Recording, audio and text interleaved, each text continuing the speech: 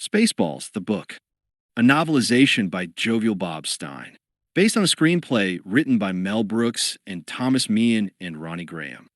Once upon a time warp, deep in outer space, far beyond the known universe, there lived a ruthless race of beings known as Spaceballs.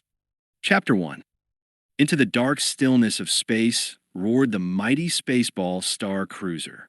The monstrous craft made its way through the star fields, the forward rockets pulling section after section after section after section after section after section after section after section after section after section after section after section after section after section after section after section. Phew. The Spaceball Star Cruiser was way too long to fit into a book this short. Let's just say that it was the biggest, widest, longest spaceship ever built.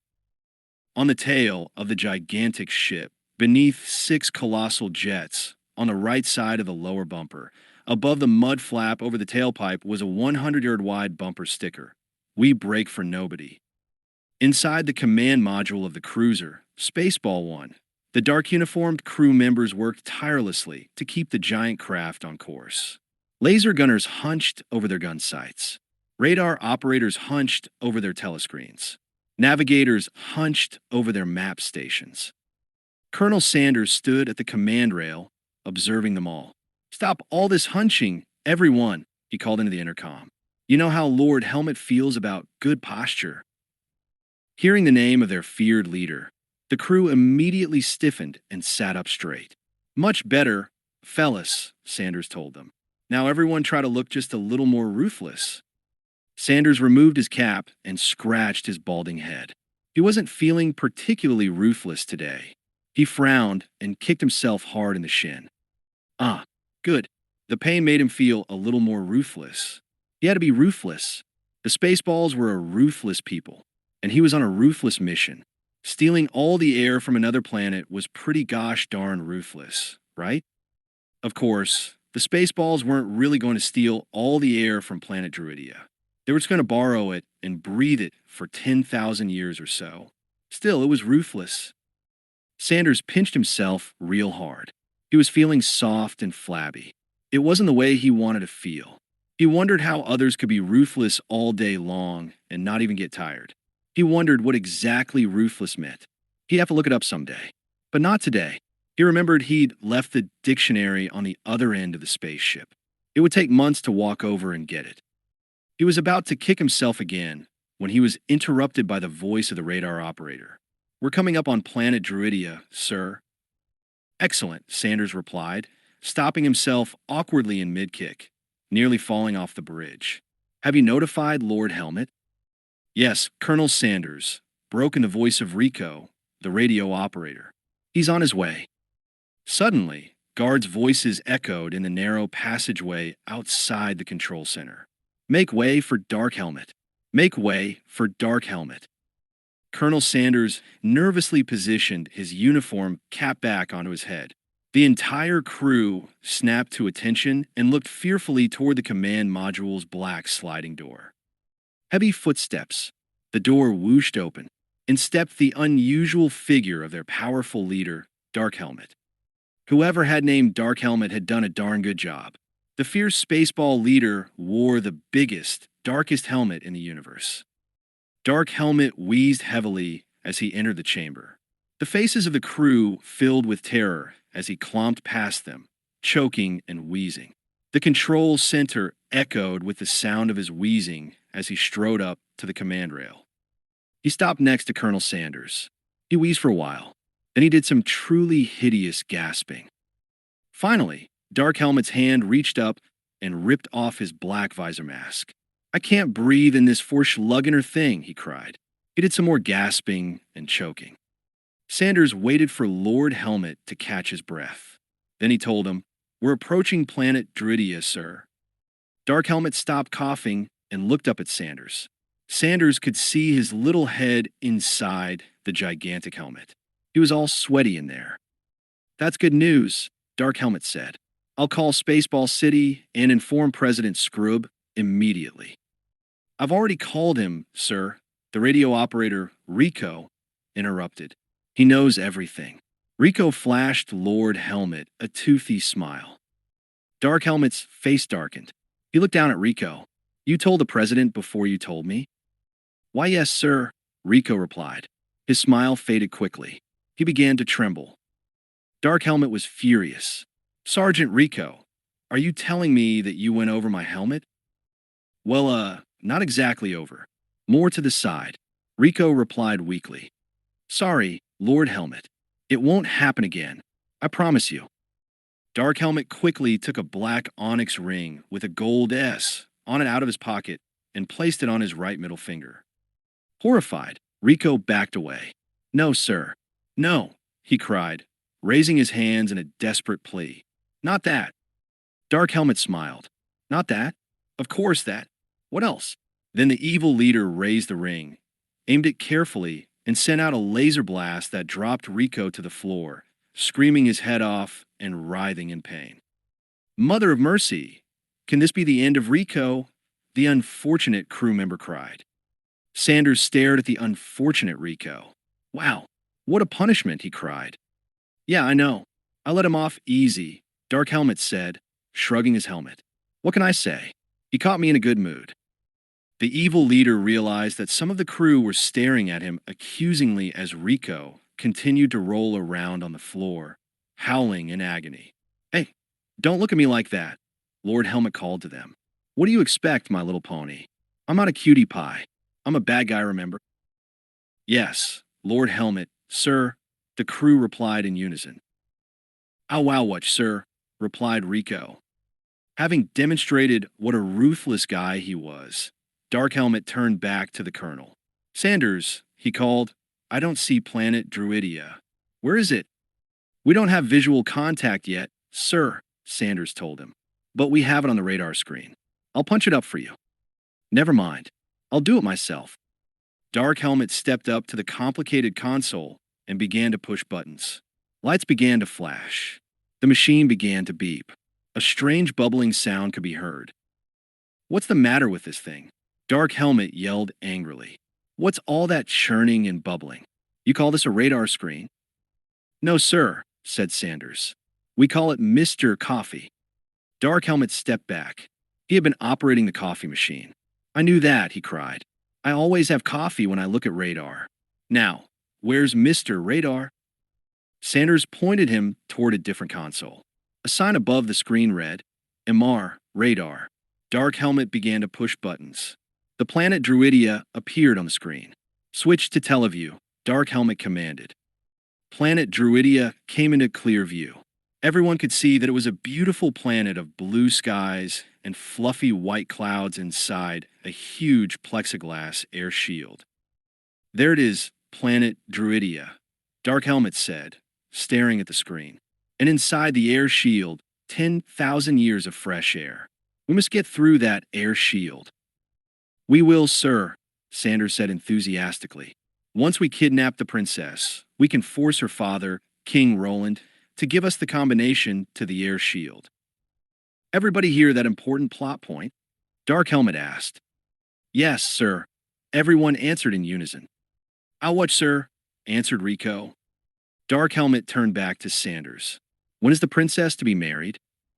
Within minutes, sir, Sanders replied. Good. An evil smile crossed Dark Helmet's sweaty little face. I hope it's a long ceremony. 'Cause she's going to have a short honeymoon.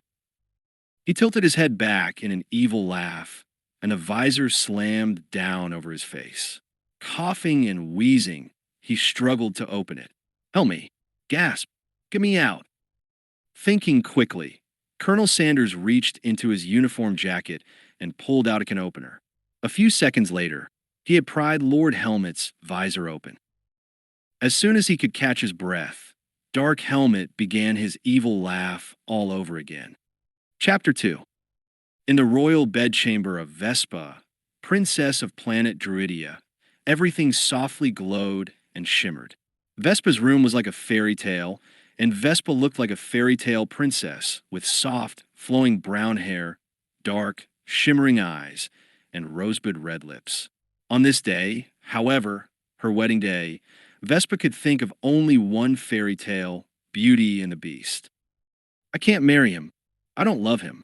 I don't even like him, the princess said, her eyes brimming with tears. Dot Matrix, her faithful droid, continued fussing with the princess's wedding veil. That was all dolled up, bright, and sparkling like gold. She had poured an entire can of metal polish in her bath. Dot wanted to shine. She was droid of honor, after all.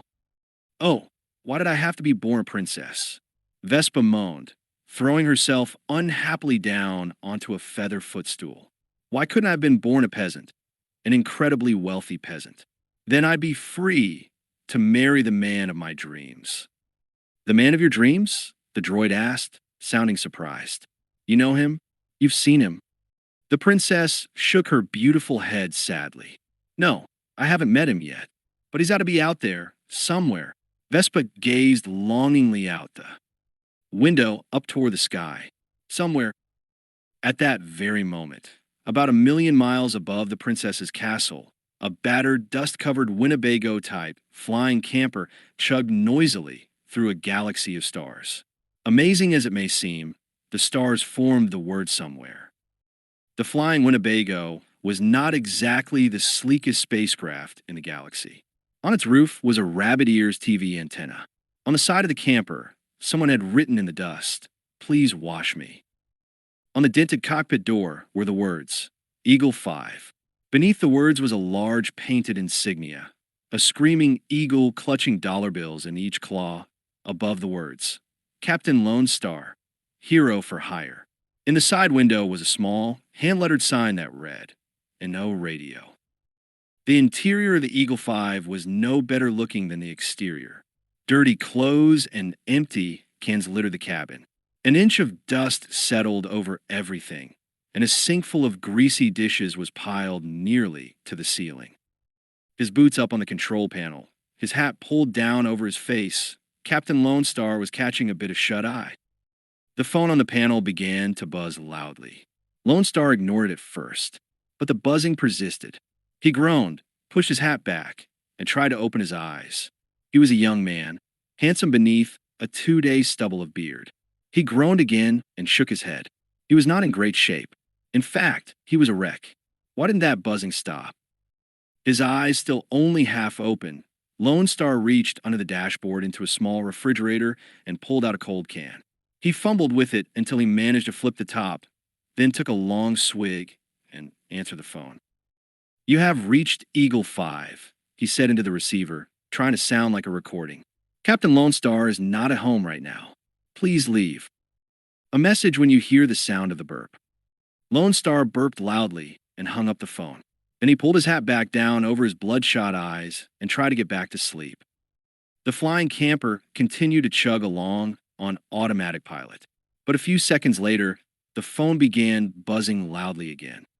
Lone Star groaned and called, "Barf! Barf!" The grease-stained curtain behind the cockpit opened, and in stepped Barf.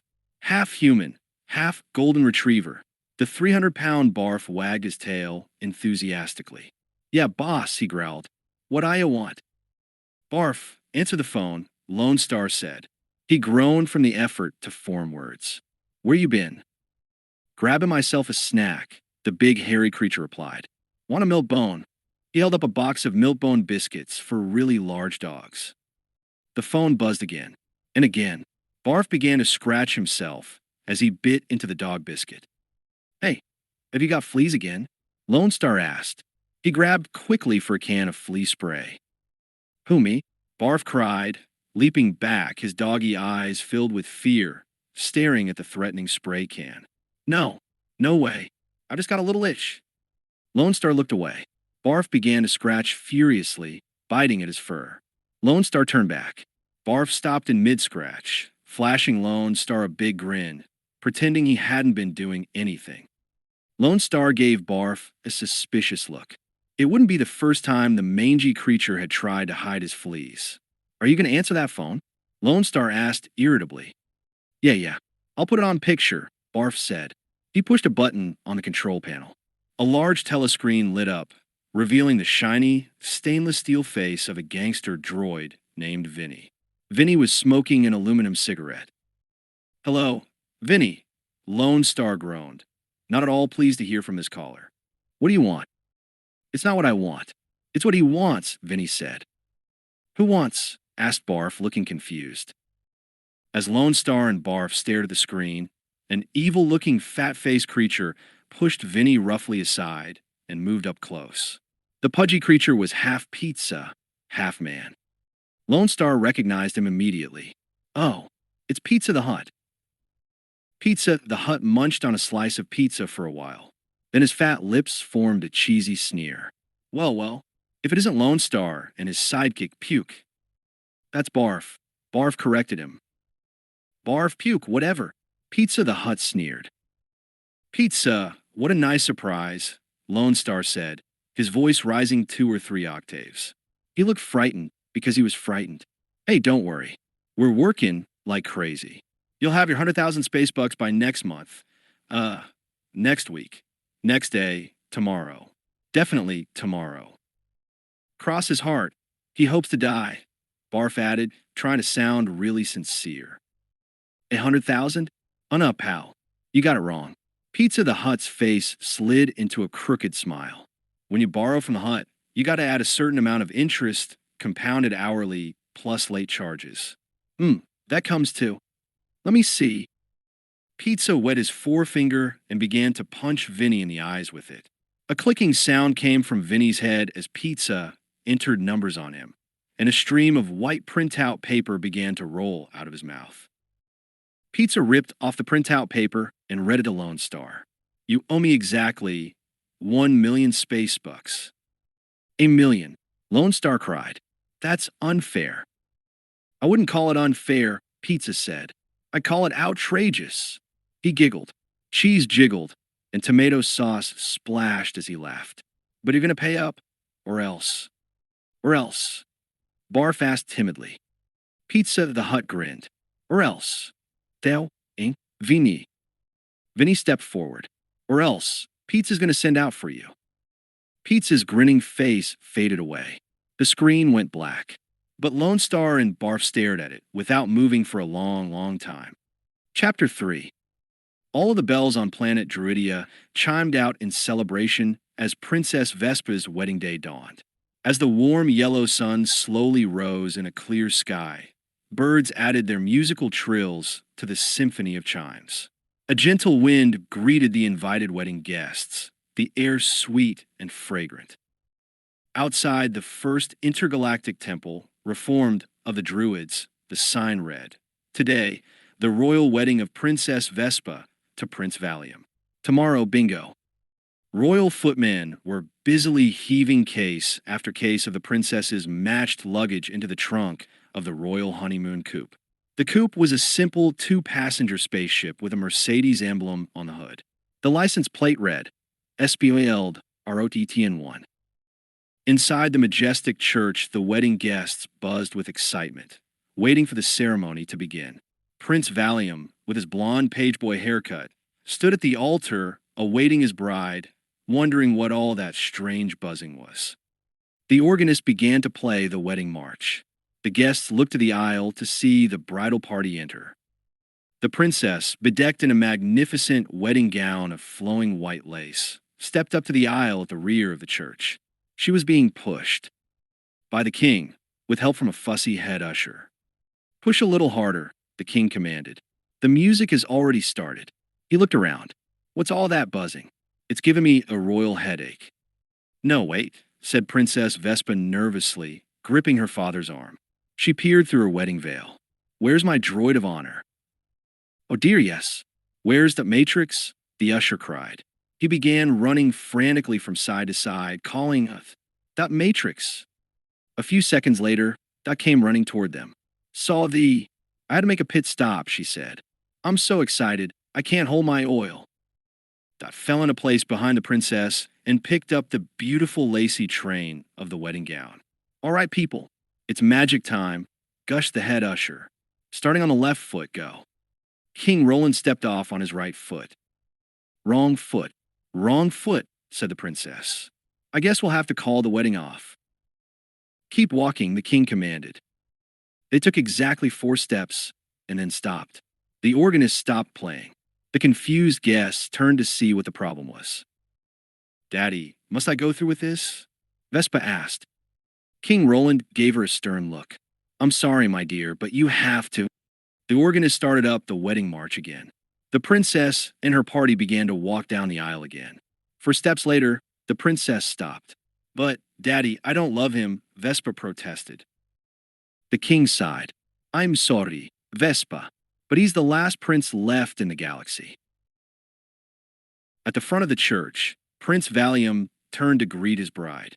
With sleepy, half-closed eyes, he began to give her a big smile.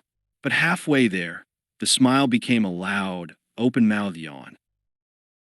It was now obvious to just about everyone why Valium was the last prince in the galaxy to get married. Beneath her veil, Vespa's face revealed her unhappiness. But as she continued her walk down the aisle, she realized she had no choice.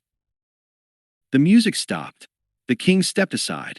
Vespa continued walking slowly to the altar with Dot right behind, carefully holding her train. Dearly beloved, began the minister before Vespa had even come to a stop. We are gathered here together on this joyous occasion to witness. Vespa reached the altar and kept walking. She walked past Prince Valium. She walked past the minister. Then she began to run. She ran as fast as she could, pulling up behind her. We are gathered here to witness. Princess Vespa going right past the altar, running out the back door, leaving all of us dumbfounded, especially poor Prince Valium, standing here grinning like an idiot. Amen, said the startled minister. Amen, said the wedding guests. Stop! Stop her! Someone stop her! King Roland screamed, his face a royal purple with rage. Princess Vespa, with Dot still holding the train to her wedding gown, ran across the parking lot and up the ramp to the waiting honeymoon coupe. Wait a minute, didn't we forget somebody? Dot cried. But Vespa wasn't about to wait for anyone. She pulled Dot into the spaceship. The ramp pulled up and closed like the door to an airplane. Stop, I come back, wedding guests shouted from below. But their pleas were drowned out by the roar of the engines. They watched in disbelief as the craft tilted up on its launching pad. King Eland, followed by Prince Valium, ran toward the launching pad, but they were too late to stop the princess's escape. Vespa, I love you. Come ba. Prince Valium started, but his words ended in another long, open-mouthed yawn. With a deafening roar, twin bursts of flame carried the honeymoon coupe up into the sky. Soon it was only a dark speck between the white clouds. Prince Valium finished his yawn.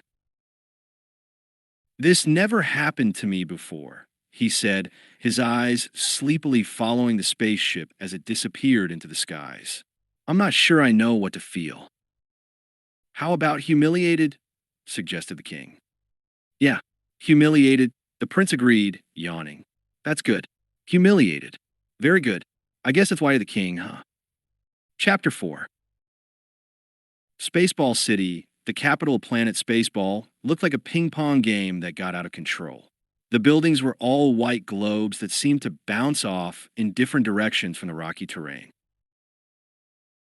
Inside the largest ping-pong ball was the office of President Scrub, leader of the Spaceballs. Short and rather comical-looking, with a raspy voice and a crooked little mustache, Scrub seemed more like a TV or movie comedian than a national leader. But Scrub was not feeling too comical today as he spoke into the phone to a TV reporter. Don't be ridiculous, he yelled into the phone. You can assure your viewers that there is absolutely no air shortage whatsoever. Goodbye. Scrub slammed down the receiver. Then, making sure no one was watching him, he unlocked a lower desk drawer and pulled out a light green can. The label on the can revealed it to be Perrier. Smiling in eager anticipation, Scrub popped the top, raised the can to his nose, and breathed deeply. His smile became a satisfied grin. Nothing like air, if you want to do a little breathing, he thought. And this imported stuff was so light, so low calorie. Suddenly, The interoffice telewall lit up, interrupting his breathing. Scrub quickly tossed the can behind him. A beautiful young woman in a military uniform appeared on the screen. President Scrub, this is Central Control, she said. Spaceball Commanderette Zircon speaking, sir. Scrub's eyes bugged out of his head, and his mustache began to twitch. This Zircon is a gem, he told himself.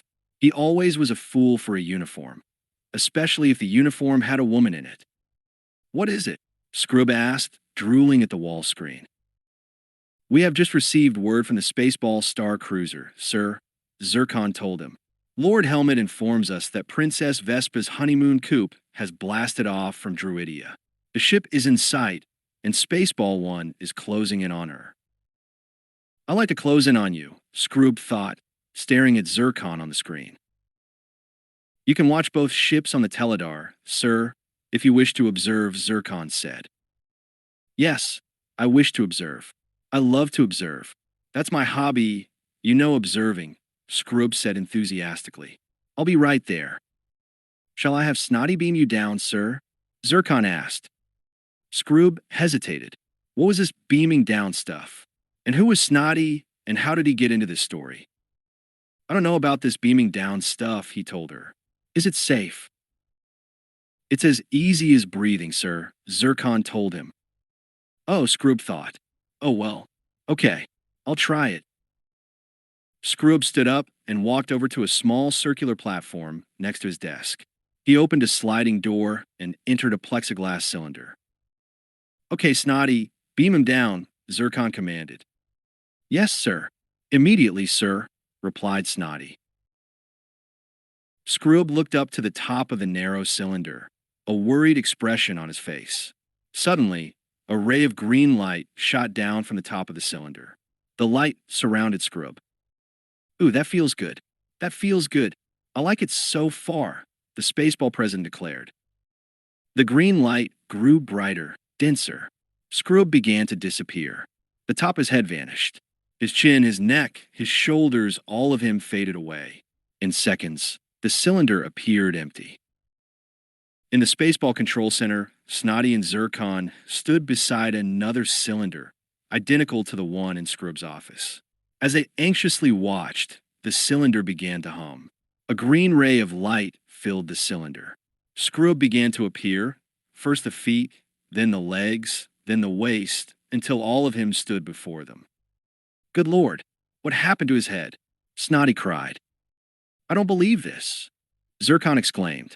It's on backwards. Do something. Scrub cried from inside the cylinder. His body faced front. His head faced the back. This is terrible. Why didn't anybody ever tell me my behind was so big? Hold still, sir, Snotty called. We're going to reverse the beam. Snotty pushed a lever, and a few seconds later, Scrub appeared, face forward back in the cylinder in his office. He tried his head out, moving it left, then right, up and down. It seemed to work pretty well. Shall we beam you again, sir? Zircon's image on the wall asked. Forget it, Scrub said, still testing his head. This time I'll walk. He walked over to the door to his office, opened it, and stepped into Spaceball Control Center. It was right next door the whole time. Now, where's Princess Vespa? Scrub asked, walking up to the teledar screen. Right there, sir, Zircon told him, pointing to a green dot on the screen. She looks a little green. Maybe the wedding cake made her a little nauseous, Scrub said. No, sir. That's not the princess. That's her spaceship, Zircon said patiently. What's that other green dot? Scrub asked, walking up closer to the screen. That's our cruiser, Spaceball 1, sir. As you can see, the princess is approaching Spaceball 1 at 1,500 light leagues per minute. Good, Scrub said, studying the screen. Well, that's perfectly clear. I have just one other question. What's that, sir? Zircon asked. What the heck is a light league? Chapter 5. Princess Vespa, still in her wedding dress, feverishly worked the controls of her small spaceship. Little did she realize, as she guided the ship through the darkness of space, that she was being watched and followed. The evil Spaceballs in their gigantic cruiser were closing in, preparing to kidnap her. The princess tore off her wedding veil, revealing a familiar hairstyle. Two large braided buns covered her ears. She looked a little like a princess from long ago in a galaxy far, far away.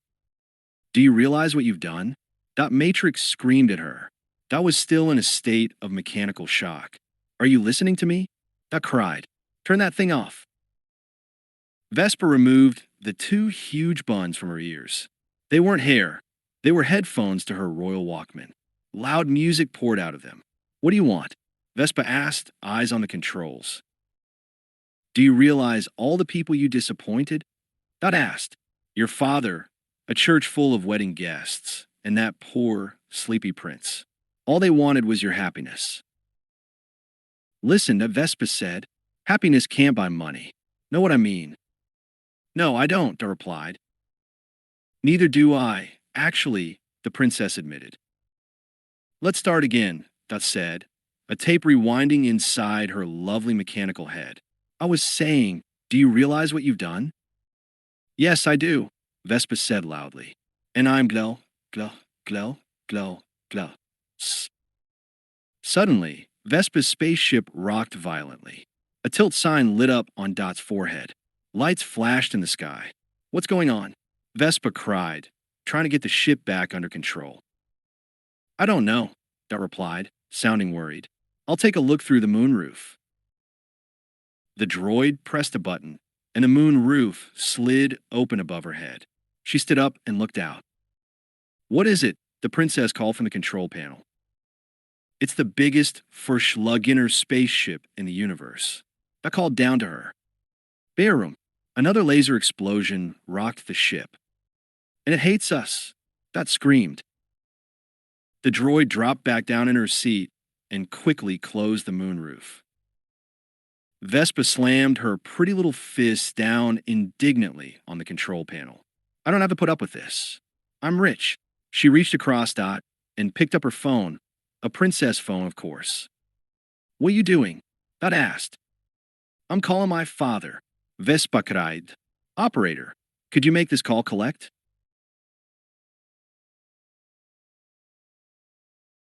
Inside the gigantic Spaceball Star Cruiser, Colonel Sanders and Lord Helmet looked on gleefully as they closed in on the defenseless princess. We're closing in, sir, Sanders reported to his heavy-hatted leader. Shall we break out the champagne and sing a few choruses of the victory song? Not yet, you fool, said Dark Helmet darkly. Keep your hat on. We don't have her yet. Dark Helmet, his eyes on the princess's honeymoon coupe, picked up the intercom microphone and barked a command. Fire another warning shot across her nose. The Spaceball laser gunner fired another laser blast. Careful, you fool, cried Dark Helmet. I said across her nose, not up it. I'm sorry, sir. I'm doing my best, whined the laser gunner. He turned around to face Lord Helmet, revealing the fact that he was totally cross-eyed. Who made that man a gunner? Dark Helmet asked angrily.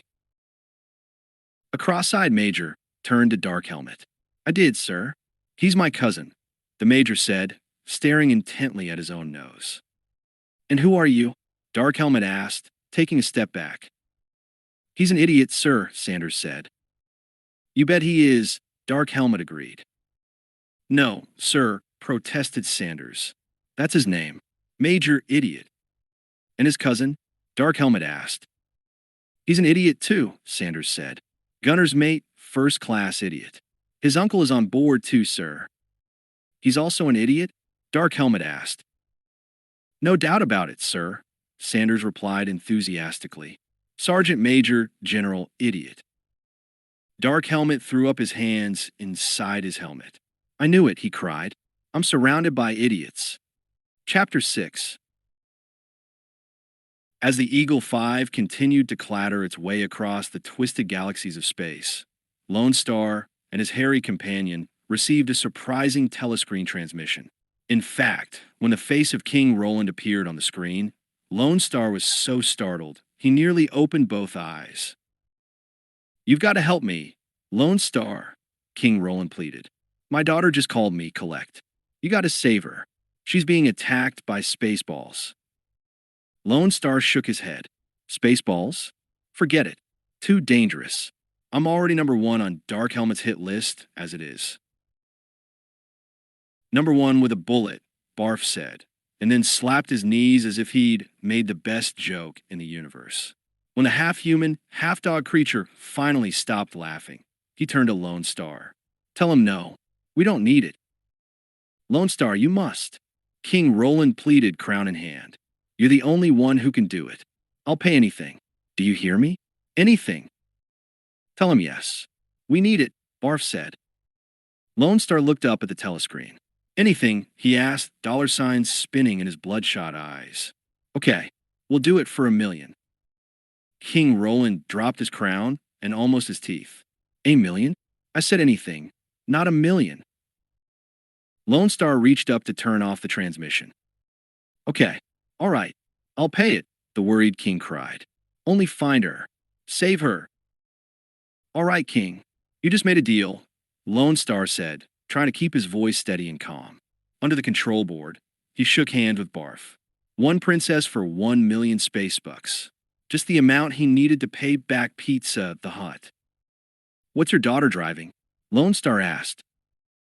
A brand new white Mercedes, King Roland told him.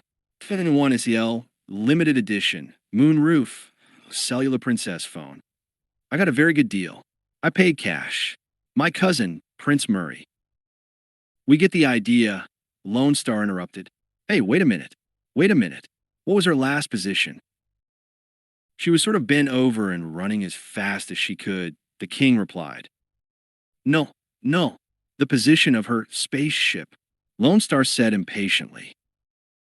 She was going in the direction of the Andromeda strain, King Roland told him. I'll bet she's heading for the Carl Sagan shopping mall. Barf leaned over and whispered to Lone Star. They have the largest pet shop in the galaxy. Maybe if we have time, we could stop and buy me a... We don't have time, Lone Star said sharply. He looked up at King Roland on the telescreen. We'll find her, he said slowly, through his teeth, trying to sound like the hero of a space adventure movie. Bring her back safely, the king said. And if you can, try to save the Mercedes. Meanwhile, aboard the Spaceball Star cruiser, Sanders and Dark Helmet kept their eyes on the radar screen. On the screen, the huge green blip was rapidly closing in on the tiny green blip. Which one is us again? Dark Helmet asked. The big one. The big one, Sanders told him. I knew that, Dark Helmet said. I just want to make sure you weren't mixed up or anything. Don't worry, sir. It's going as planned, Sanders said. We're closing in on her.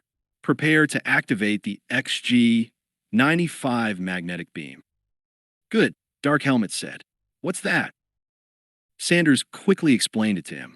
It's a high-focus electromagnetic spectro beam that deionizes all matter within its focal range, thereby attracting the deionized matter to the spectro beam source. In other words, Dark Helmet said, scratching his helmet, what we're talking about here is a very big magnet, right? Yes, Sanders said quietly. Essentially, that is what we're talking about, sir. Well, activate it then, Dark Helmet screamed. Activate the XG-95 magnetic beam, Sanders ordered. Immediately, the beam operator moved his hand forward and pushed 2 big buttons. Magnetic beam activated, sir, he called. Everyone watched on the radar screen as a glowing white magnetic beam burst out from the nose of the cruiser. It hit the honeymoon coupe, stopped it in midair, and held it in place. That's some big magnet you got there, Dark Helmet exclaimed.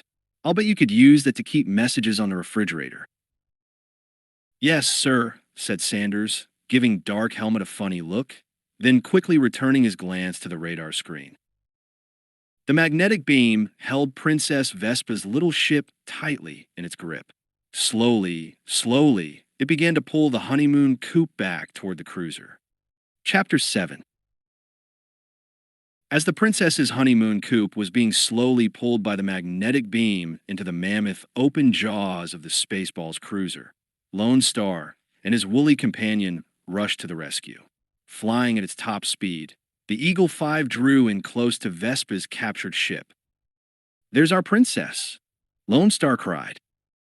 "Uh-oh," Barf exclaimed, his paws on the throttle. "Spaceballs. They've got her in a magnetic beam. We'd better hurry."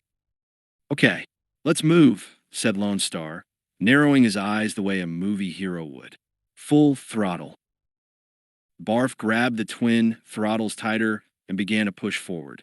But then he stopped and turned to Lone Star, who was busy trying to get his eyes a little narrower and maybe get a few masculine creases in his forehead.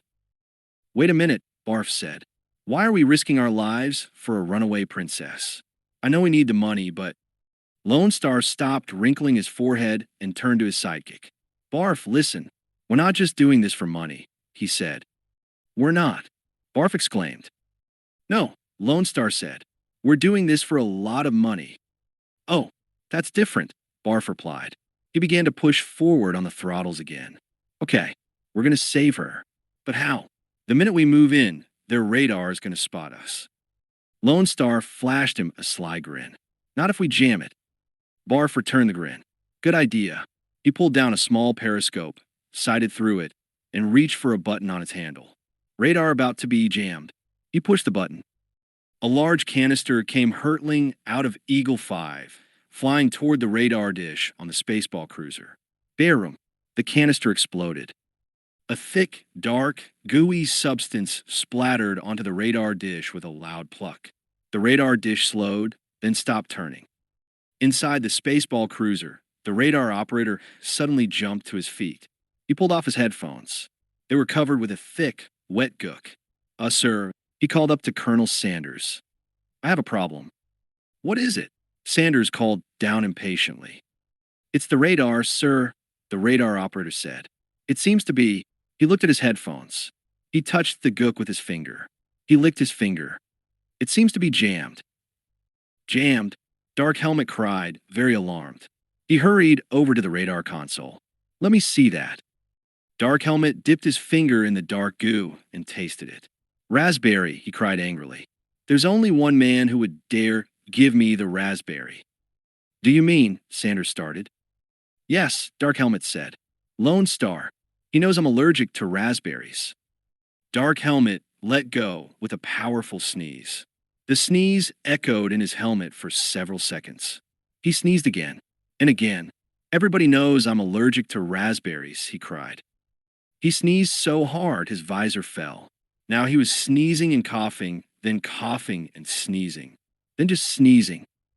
Hidden from the Spaceball's radar, the Eagle 5 moved into position above the trapped honeymoon coop. "Magnets on," commanded Lone Star. "You don't have to shout. I'm sitting right next to you," Barf complained. "I'm just trying to make it a little dramatic," Lone Star said. "Magnets on," he shouted again. Okay. Magnets on," Barf said, pushing several buttons. "We're lined up and locked in on Vespa's ship." "Well, guess who gets to go down and get her?" Lone Star said with a grin. "I don't have to guess," his hairy psychic replied. "I'm already on my way. Although, I wouldn't send a dog out on a night like this. I wouldn't go out on a joke like that," Lone Star said, making a face. But Barf was already on his way. The hatch door opened in the bottom of the Eagle 5, and a lucite rope ladder dropped down from it. Barf slowly began to lower himself down the ladder. Slowly, carefully he climbed down until he landed on the roof of the honeymoon coop with a loud bump. Barf wasn't exactly light on his feet. Inside the ship, the worried princess looked up at the ceiling. "What was that?" she cried. The bump was followed by a loud knocking on the roof of the ship. "Never mind that." "What is that?" Dot cried, shaking so hard she lost a few bolts. The moon roof slid open, and Barf stuck his hairy head in. He flashed him a big grin. "Hi. Yeah, AI." The princess and nearly leaped out of the ship. "Oh, who are you?" the princess managed to ask. "Barf." "Not in here, you don't." Dot screamed. "No, that's my name," Barf said, still grinning. "Barf." "Never mind who are you," the princess said. "What are you?" Barf lowered his head a little further into the ship. "I'm a Mog," he told them. "Half man, half dog." I'm my own best friend. He licked his own paw to prove it. Ugh, said Vespa, making a face. Do you have fleas? No, no, Barf cried defensively. I just scratch a lot to keep limber. You know, for exercise. Well, okay, Vespa said. You can come in, but don't shed on the carpet. What do you want, anyway? Barf lowered himself into the cabin. Your father hired Captain Lone Star and me to rescue you. Come on, hop up the ladder. Dot began to hum excitedly. Good. We're saved. We're saved. Hurry, darling. Follow the dog. That's Ma. Barf cried, offended. But wait, Vespa said, looking toward the storage hold. My matched luggage. What? Barf screamed. Matched luggage. There's no time for matched luggage. Vespa's beautiful red lips formed an angry pout. I'm a princess. I don't go anywhere without matched luggage. A few seconds later, Vespa and her faithful droid climbed up the lucite ladder to the Eagle 5. They were followed by Barf, who was having a slightly difficult time climbing since he was weighted down by the princess's matched luggage.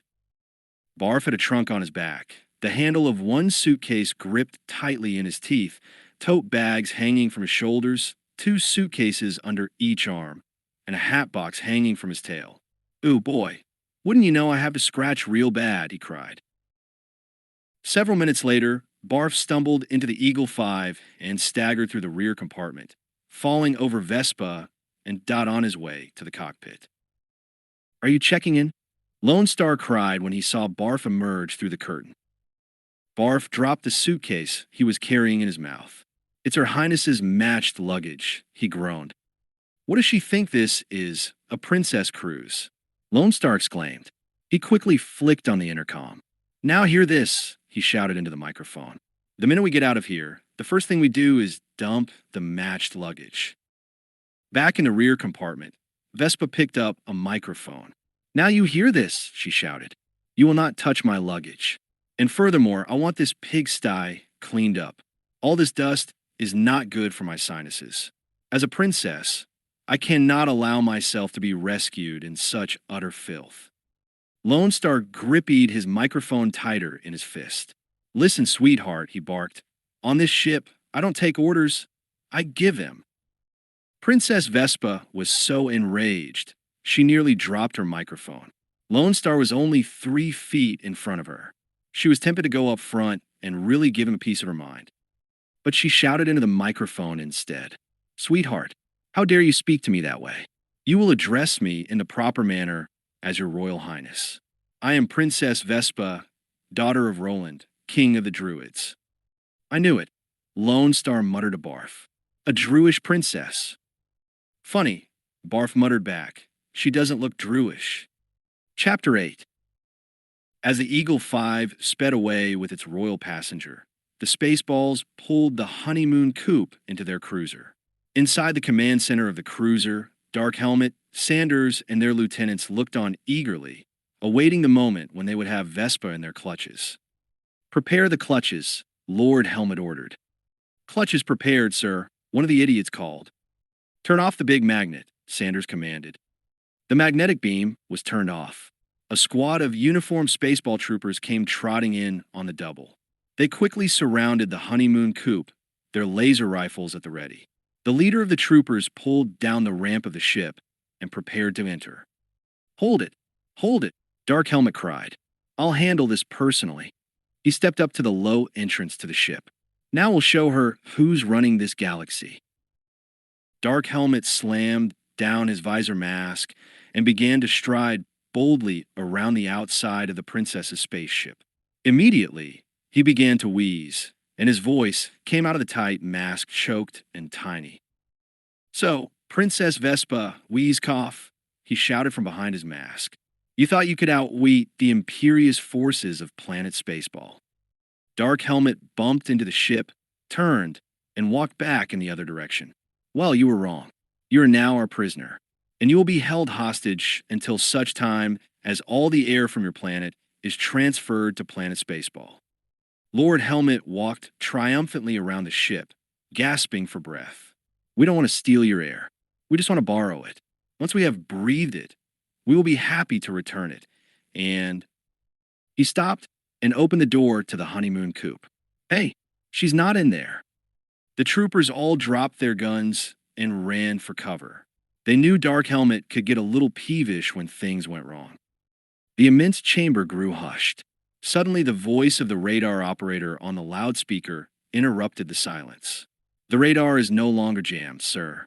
We're picking up the outline of a Winnebago. Uh-huh, cried Dark Helmet. Lone Star. Follow that Winnebago. Colonel Sanders commanded. What do I dial for room service? Princess Vespa asked into her microphone that was busily dusting the cramped rear compartment of the tiny craft. The Eagle 5 was speeding away from the Spaceball cruiser. Forget about room service. Here comes the Badger blimp, Lone Star said, studying his radar screen. The Spaceballs are coming after us. We gotta get out of here in a hurry, Barf said. Brilliant plan, Lone Star said sarcastically. Did you go to college to figure out that one? Well, what's your plan? Barf asked defensively. Switch to hyperjets, Lone Star ordered. Barf shrugged. Okay, switching to hyperjets. He pushed a few buttons. Lone Star switched his intercom back on. You'd better buckle up back there. We're going into hyperactive. 3 feet behind the cockpit in the rear compartment, Princess Vespa was busy spraying the area with an aerosol can. The can was labeled Royal Smell. She picked up a microphone and said, We're going into what? Never mind, honey, came Lone Star's voice over the speaker. Just sit down and buckle up. The princess's face nodded in fury. Honey, who do you think you're talking to? May I remind you? She heard a loud click. Lone Star had flicked off the intercom. She let out a howl and beat her fists against the wall. Hate, hate, hate, hate, hate. Don't hold it in, dear, said soothingly. What do you really think of him? In the Spaceball Star Cruiser Command Center, Dark Helmet and his cohorts were in pursuit of the fleeing Eagle 5. We're closing in on them, sir, the radar operator reported from his console. Very good, Sanders said, eyes on the radar screen. He turned to Lord Helmet. They'll be ours in less than a minute, sir. Dark Helmet looked at his watch. Is that standard time? Yes, sir, Sanders answered. Dark Helmet looked up, and his little face filled with emotion. Oh, Lone Star, he said longingly. I can't wait to make him dead. Very well said, sir, Sanders said, tears forming in his eyes. He turned back to his men. Prepare for attack. On the count of 3, Dark Helmet said. The Spaceball cruiser was right behind Lone Star's small craft now and gaining fast. 1, Dark Helmet called. The hyperjets on the back of Eagle 5 began to glow. The Spaceball cruiser moved closer, closer. 2, Dark Helmet called late. In less than a second, Eagle 5 rocketed off into the star field, leaving Dark Helmet and Sanders staring into empty space. They must have hyperjets on that thing, cried the astonished Sanders. After them. Catch them. After them. Dark Helmet screamed. Yes, sir, said Sanders. He yelled into his microphone.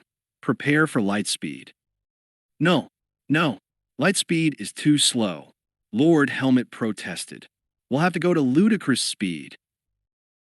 The astonished Spaceball crew members began to mutter to themselves in surprise and amazement. Ludicrous speed.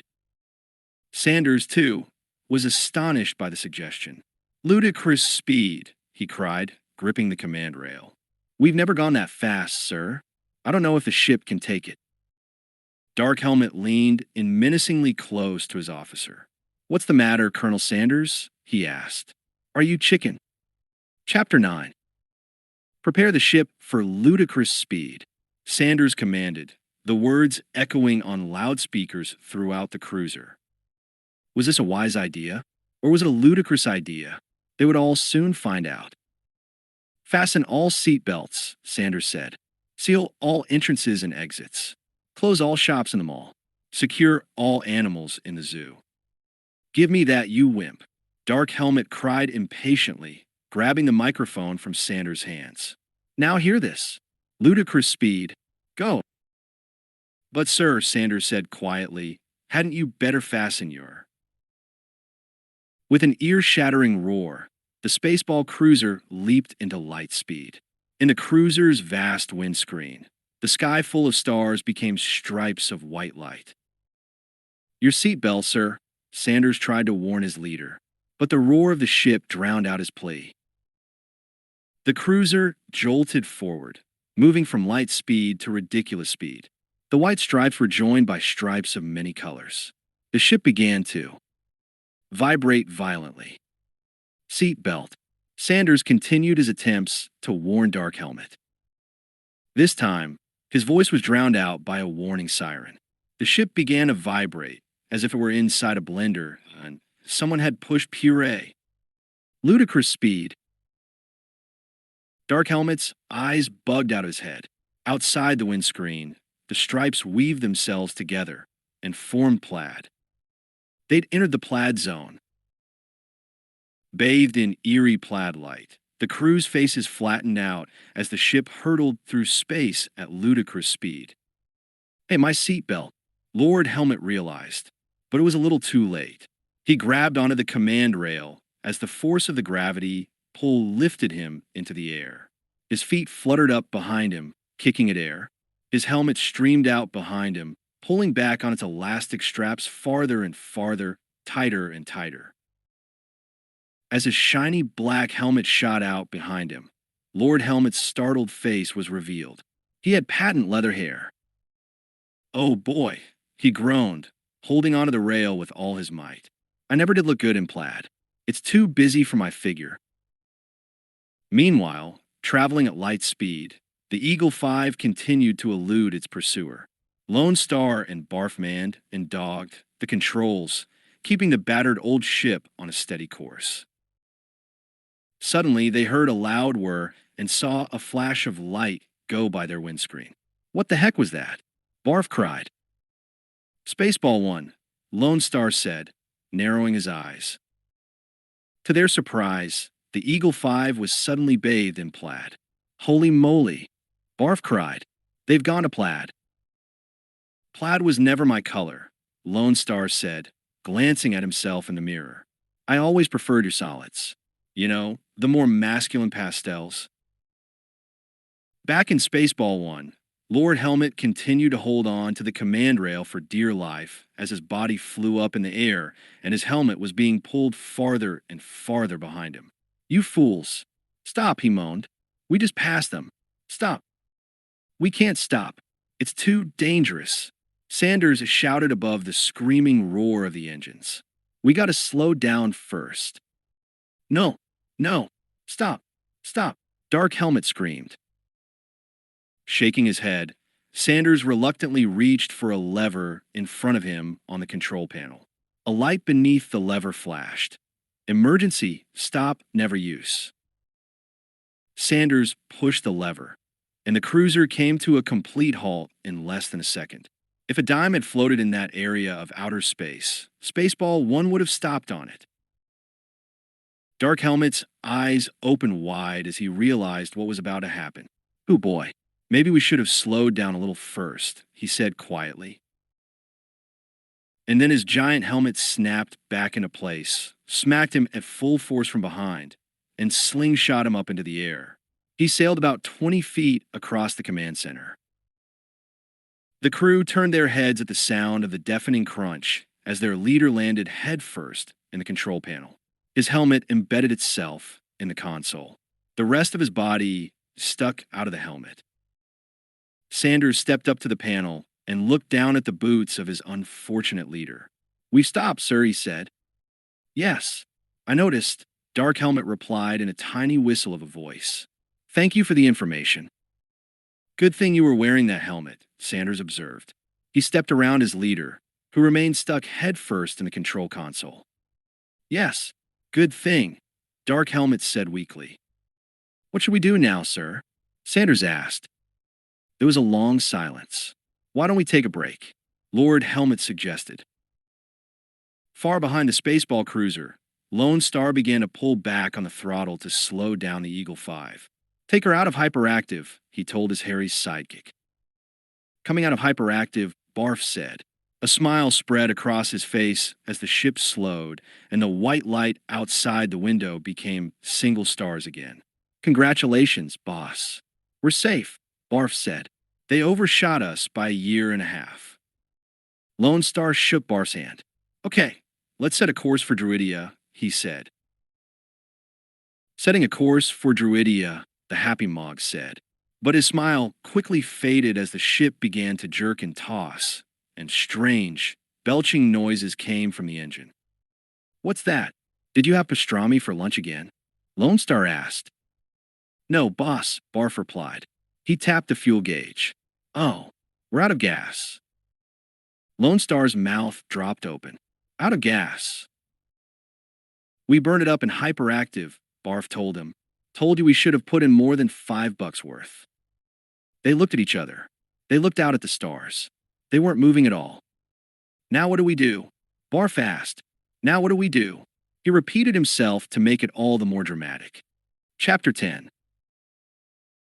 The Eagle 5 drifted silently in the dark void of space. Barf's face filled with fear, and he began to tremble and shake. He did a little scratching, a little more scratching, and then some more trembling. Have you got fleas?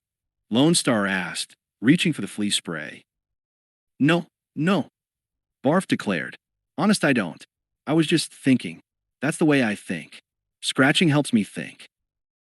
Lone Star frowned and looked out the front of the ship. His eyes opened wide. He saw something out there. There's some kind of moon down there, he told his companion. We've got a tiny bit of fuel left. We got to try to make an emergency landing. You mean a crash landing? Barf asked. I prefer emergency landing, Lone Star said. Oh no. Barf trembled in fear. Quick, give me a reading, Lone Star said. Our Father, who art in heaven, Barf began. Not that kind of a reading, Lone Star shouted.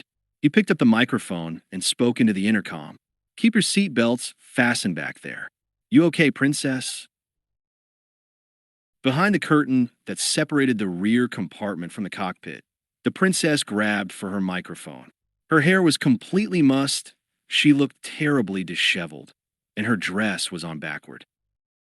No, I'm not okay, you idiot, she cried. I'm okay for a tossed salad, but I'm not a tossed salad. I'm a princess. Where did you learn to fly? We've been thrown around back here, so hard hour.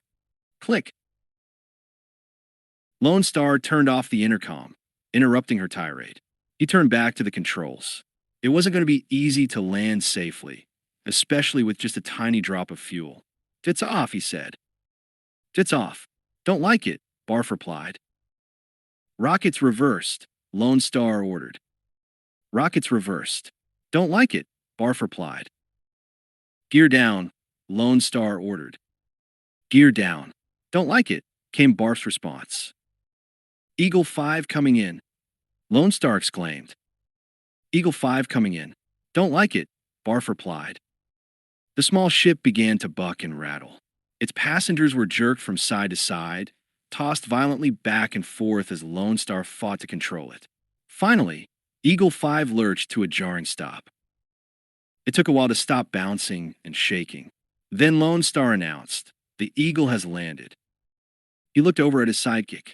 Barf's ears covered his eyes. Slowly, Barf peeked out. "I like it," he said. In the back compartment, the princess and Dot tried to pull themselves together after the violent, jarring landing. Dot opened one eye, then the other. "Is it over?" she asked. "Yes," Vespa told her. She pulled off her seatbelt, slammed it angrily to the floor, and headed for the curtain that separated them from the cockpit. "Where are you going?" Dot asked weakly. The princess shook her fist at the curtain. "I'm going to tell him off once and for all." "No, wait a minute," Dot called to her. "We'll need him to get us out of here." Besides, a smile formed on her pretty mechanical face. He's got a nice voice. He could be cute. The princess sneered. "Goo, I know these space bums.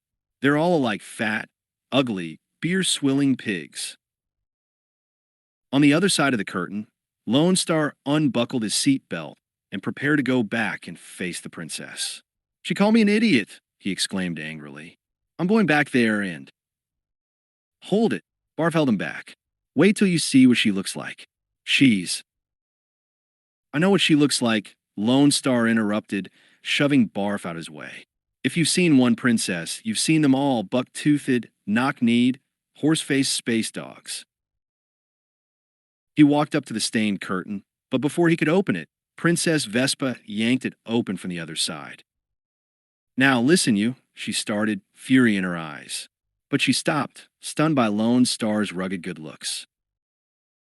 You listen, Lone Star started to say, but his stubbled jaw dropped open. Vespa's beauty left him speechless. For a few seconds, they stared silently at each other. Lone Star was the first to recover. You listen, he said, softer than before. On this ship, you are to refer to me as idiot, not you, Captain. You know what I mean. And you are not to call me you, the princess replied, not as angrily as she had started out. You'll never address me as you. You will address me as your Royal Highness. Lone Star felt his anger coming back. You are a royal pain, he started. Hold it, Barf interrupted. He made a T sign with his paws. Time out. May I make a small suggestion? What's your suggestion? Lone Star asked. You're both crazy, Barf said. That's a suggestion, Vespa exclaimed. Listen to me, Barf said, sounding worried. Any minute now, the Spaceballs are going to make a major U-turn, head back here, and make us all dead. That's a suggestion, Vespa repeated. He's right, Lone Star said quickly, realizing there was little time to waste. Let's get out of here. Wait, Vespa cried, grabbing his arm. My things. Lone Star backed away angrily. Now listen, Your Royal Highness, he said, making the words Your Royal Highness sound like some kind of gum disease. Take only what you need to survive. A few minutes later, they stepped out onto the barren moon of Vega, into a drab vista of endless gray rocks, barren sand dunes, and deep black craters. The land stretched empty, silent, and still as far as the eye could see. The princess, walking slowly, reluctantly, led the way, carrying a tote bag and a matching hat box. She was followed by the faithful Dot, pulling an airline luggage hauler that contained 2 overstuffed matching suitcases. Lone Star and Barf followed, straining and struggling to carry a huge matching steamer trunk. What the heck is in this thing? Lone Star asked Barf. It weighs a ton. Let's set it down, boss. Please, Barf wheezed. They set the trunk down on the sand. Lone Star bent down and snapped open the top.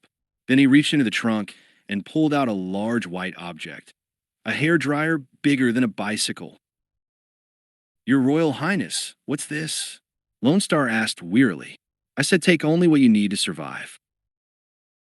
It's my industrial-strength hairdryer, the princess snapped, and I can't live without it.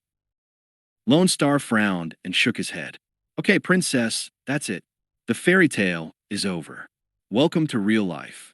You want this hot air machine? You carry it. He tossed it to the ground at her feet. Vespa jumped back. My father is paying you a lot of money, she shrieked. You pick that up. You pick it up, Lone Star yelled. The princess raised her head haughtily in royal disapproval. How dare you? You insolent peasant. Nobody talks to me that way. Nobody.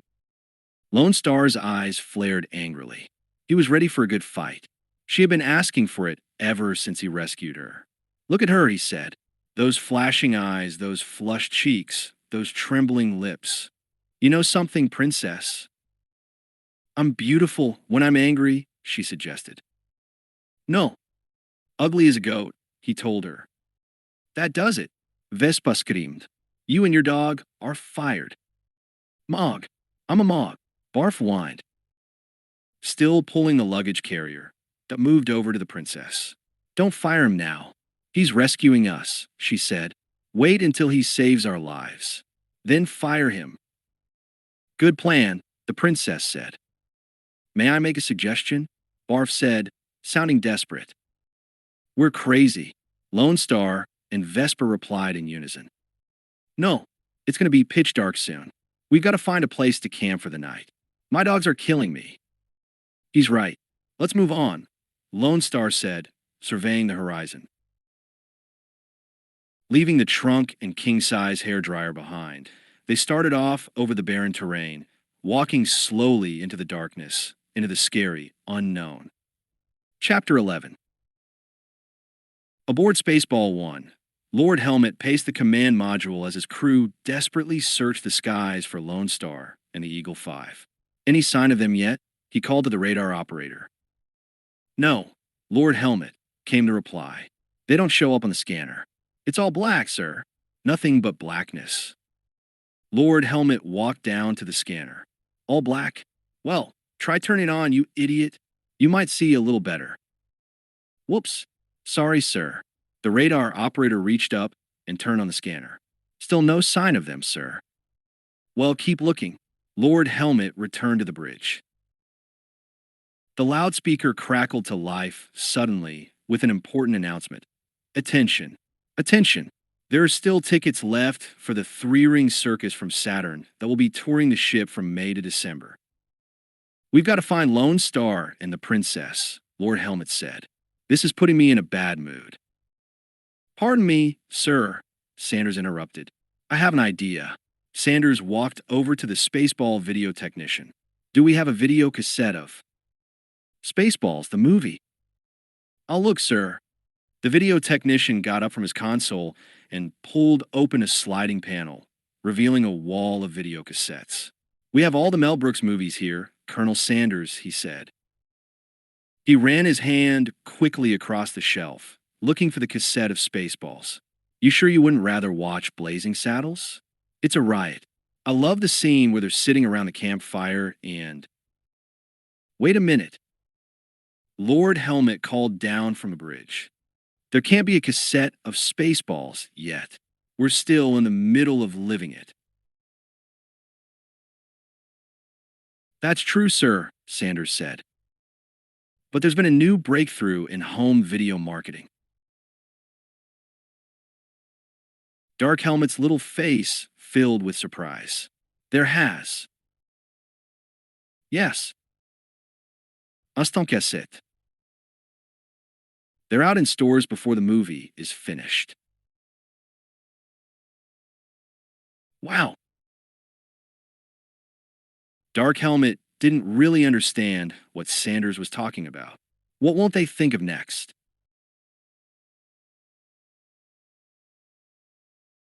The crew member popped the Spaceballs cassette into the VCR. The FBI warning appeared on the screen, followed by the beginning of the movie and the words, Once Upon a Time Warp. No, no, no. Skip it ahead. Skip it ahead. Dark Helmet cried impatiently. The crew member pushed fast forward. The tape spun ahead as static filled the screen. Try now, Dark Helmet called. Quick search. Everyone watched the screen. Once again, in very speeded up motion, they saw the Spaceball 1 come out of ludicrous speed and Dark Helmet go flying helmet first into the control console. No, no, keep going, Dark Helmet cried. Good Lord, how embarrassing. The technician fast-forwarded the movie some more. Let's try here, Dark Helmet ordered. The technician pushed play. Dark Helmet stepped forward to get a closer look. On the screen, Dark Helmet stepped forward to get a closer look at a video screen. He moved closer. The image of himself on the screen moved closer. Closer. Closer. Soon, the two identical Dark Helmets were nose to nose. What's going on here? Dark Helmet demanded. At the exact same time, the Dark Helmet on the video screen asked, What's going on here? What am I looking at? When does this happen? Lord Helmet cried. The Dark Helmet on the screen said the exact same words at the exact same time. Now, you're looking at now, sir, Sanders said. And a Sanders on the screen said those very same words. Everything that happens now is happening now. Dark Helmet's mouth dropped open. He was thinking hard, trying to understand this. Now, he sounded very confused. What happened to then? We passed then, Sanders told him. When? Just now. We're at now, Sanders said. Then go back to then, Dark Helmet said. When? Sanders asked. Now, Dark Helmet replied. Now, Sanders asked. Now, the Sanders on the screen asked. Not now, then, the two Dark Helmets said. Go back to then. I can't, the two Sanderses said. Why? We missed it, Sanders told him. When? Just now, Sanders said. Wait, Dark Helmet cried. When will then be now? Soon. Not now, Dark Helmet asked. No. When? Dark Helmet asked. Now, Sanders said. Dark Helmet's eyes rolled around in his head, and his tongue hung down from his mouth. The great leader was terribly confused. As they watched the video screen, the scene suddenly changed. They found themselves staring at the barren, rocky terrain of some distant moon. The princess stepped into the scene, followed by Dot, Lone Star, and Barf. All of them were carrying luggage. We've done it, the radio operator cried. We've identified their location. Dark Helmet's eyes were still rolling around in his head. Where? It's the moon of Vega, the radio operator announced. Good work, Sanders cried happily. Set a course and prepare for our arrival. When? Dark Helmet asked weakly. 1900 hours, sir, the radio operator announced. What? Dark Helmet uttered in total confusion. By high noon tomorrow, they will be our prisoners, sir, Sanders told him. Who? Dark Helmet asked. Chapter 12. The moon of Vega was not one of the big tourist attractions in the universe. One reason for this was the interesting and beautiful scenery. There wasn't any. There was just rocks and desert, followed by more desert and an occasional rock. Another reason why most folks preferred Disney World to the moon of Vega was the temperature. In the off-season, it went up to about 200 degrees in the daytime, then slid down to about 20 below zero at night. There was no in-season. Our heroes were not aware of this information. They were just pleased to have escaped from the clutches of the ruthless Spaceballs and to have landed safely on firm ground. They set up camp on a high, flat dune under a sky full of twinkling stars. Barf fell asleep immediately, comfy on a big rubber donut that had the words Inflato Doggy Bed stenciled on its side. Across from him, Dot sat motionless on the ground. A little orange sign on her shoulder flicked on and off. It said, Sleep Mode. From across the way, Lone Star could hear her electronic, digital snoring. Beep bleep, beep bleep. A short distance away, Princess Vespa sat on a gray boulder and looked up wistfully at the vast night sky. She shivered, rubbing her arms to get warm. Lone Star walked over quietly, his long legs taking him to her in just a few strides. He pulled off his tattered leather flight jacket and slipped it around her shoulders. No, thank you, she said. I'm perfectly all right. She began to take off the jacket, but Lone Star put it back on. Keep it, he said softly. Blue isn't exactly the most appealing skin color. You say the sweetest things, she said sarcastically. But then her tone softened and she looked up at him, her beautiful brown eyes filled with genuine concern. Won't you be cold? Nah, Lone Star said, narrowing his eyes and trying to get those heroic creases in his forehead. Cold never bothers me. He began to shiver. He hoped she couldn't hear his teeth chattering. Vespa gazed up at the sky. I can't seem to find Druidia, she said. Lone Star picked a direction and pointed. It's there, he said. Where? She leaned back to look and nearly fell off the rock. Right up there, he said, pointing in a different direction. That bright blue one. See? Oh, yes, the princess said, a smile curving her luscious red lips. I see. It's so far away. Don't worry. I'll get you there, Lone Star said, shivering too hard to sound as confident as he'd intended. "Which one is yours?" she asked. "Who knows?" She looked up at him in surprise. "You don't know where you're from?" "Not really," Lone Star said with a shrug. "I was found on the doorstep of a monastery, somewhere in the Ford Galaxy." "Didn't the monks tell you who your parents were?" Vespa asked. "They couldn't," he told her.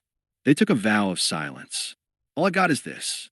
From beneath his shirt, Lone Star pulled out a tarnished silver medallion. "It was around my neck when they found me," he told her. "I've worn it there ever since." "You should wash it sometime," she said. "The medallion?" "No, your neck," she said, but she immediately regretted her harshness. She cradled the medallion in her hand. On one side, she could make out strange hieroglyphic writing. "What does it say?" "I don't know," Lone Star said, sounding really choked up. She was pulling a bit too hard on the medallion chain. "I've taken it to every wise man in the universe, but nobody can tell me what it means." She pulled a little harder to get a better look. Their faces came together.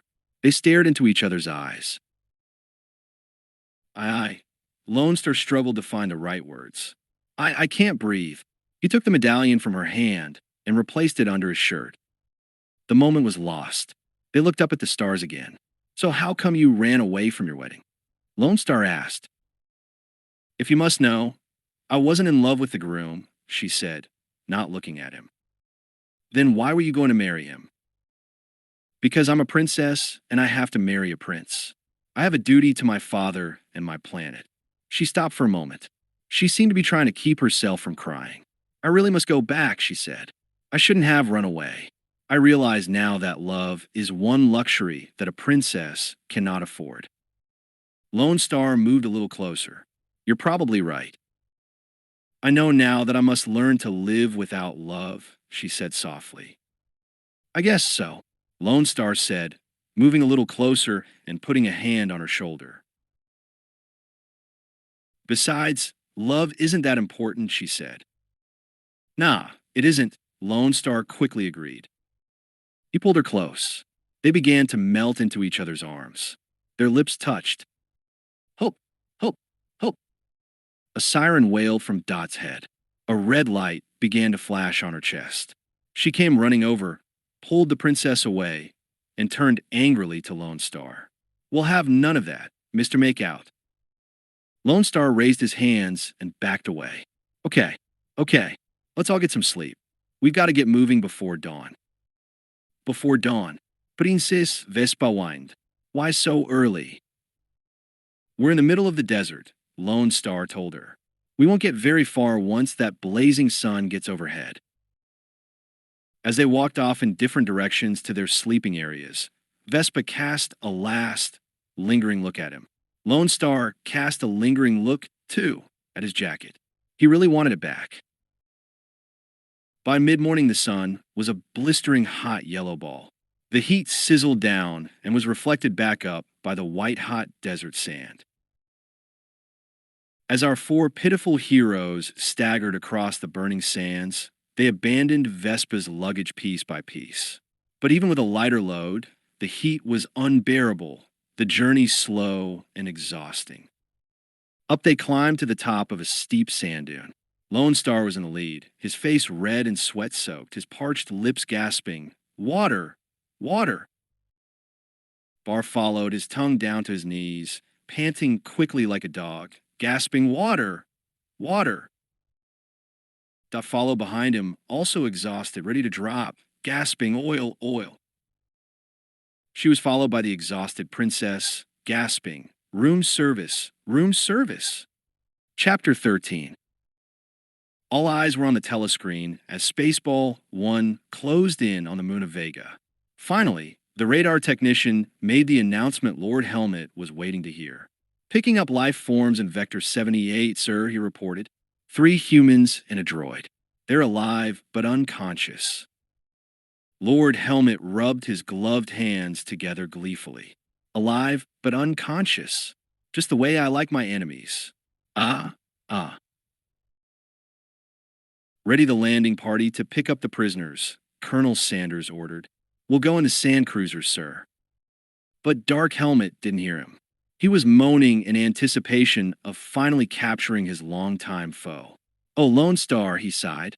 "Oh, Lone Star, Lone Star. I'm going to make you so unbelievably dead."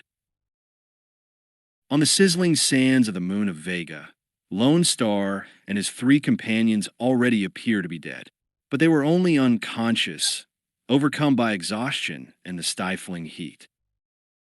With Lord Helmet and his ruthless spaceballs closing in on them, however, they were as good as dead.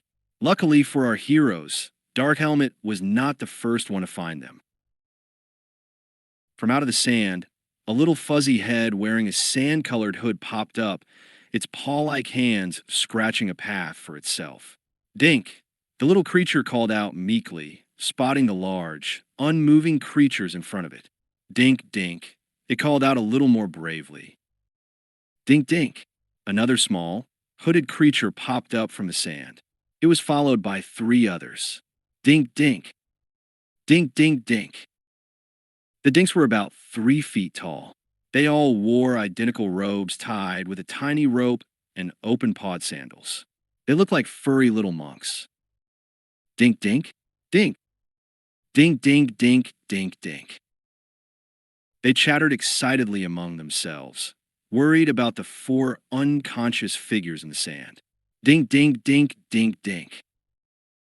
They formed a circle around Lone Star and his companions, and trying to revive them, began to give them water from their canteens. "Hey, thanks, little guy," Barf said gratefully, gulping down the water the Dink offered. Thank you," the grateful princess said. Glug, glug, glug. Dot gratefully lapped up the quart of oil the friendly little creatures poured down her throat. Next, they tried to revive Lone Star. Slowly, he opened his eyes, shielded them from the sun, and looked around. "Hey, where are we?" "Disneyland."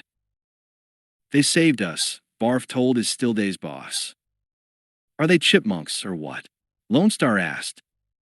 "Dink, dink, dink, dink." "Yeah, right." He slowly climbed to his feet.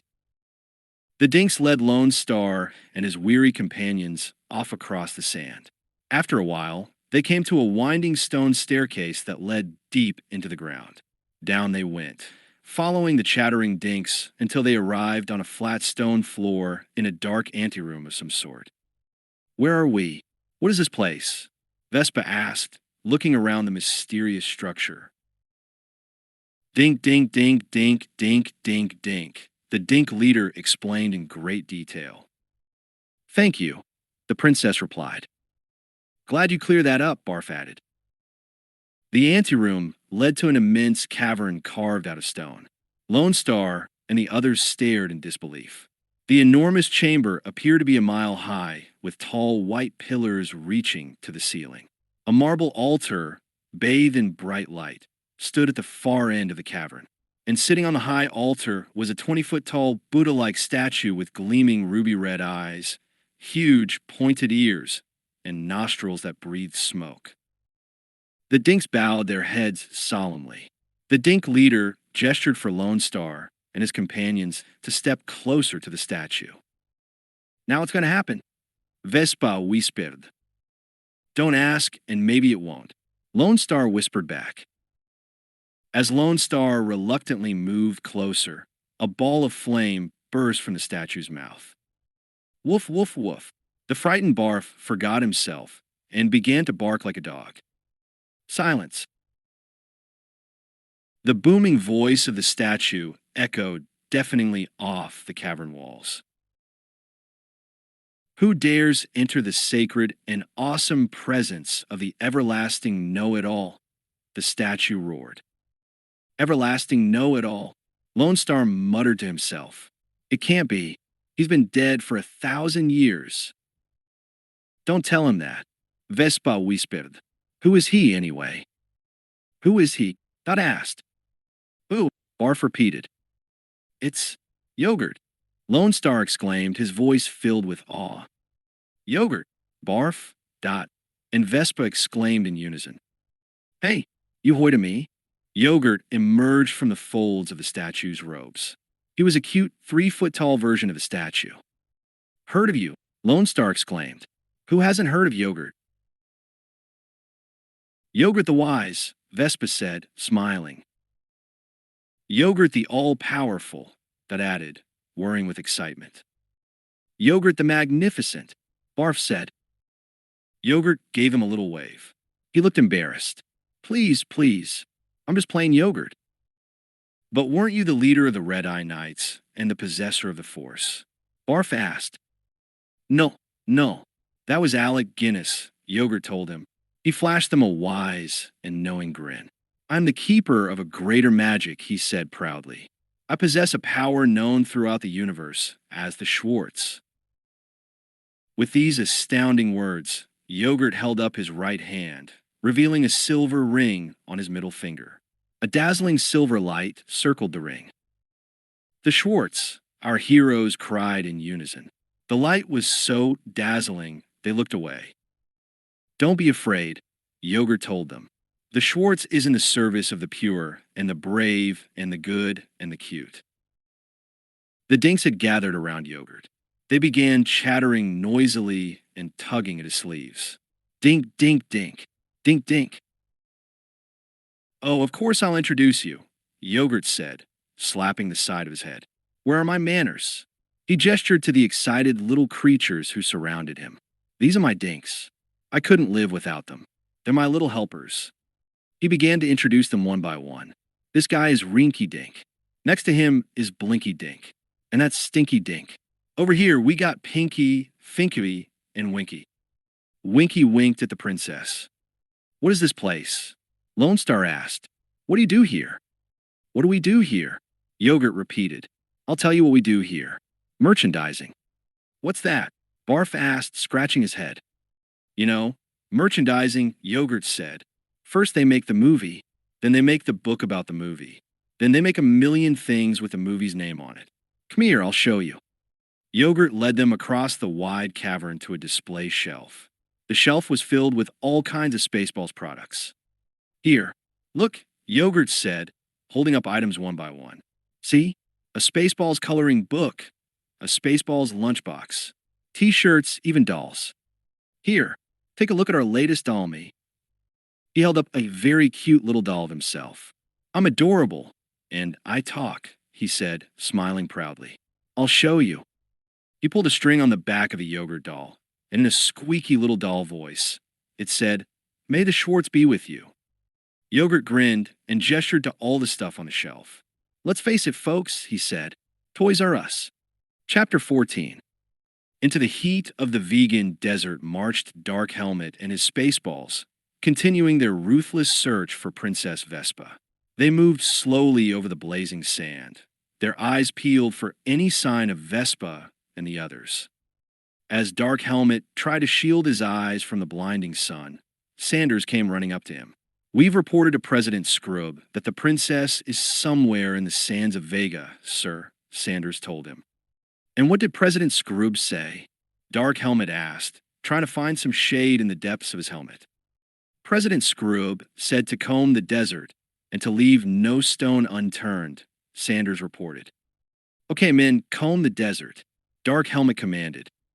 Immediately, the Spaceball troopers pulled out giant black ace combs, the size of a city bus, and began to comb the desert with them. They combed and combed.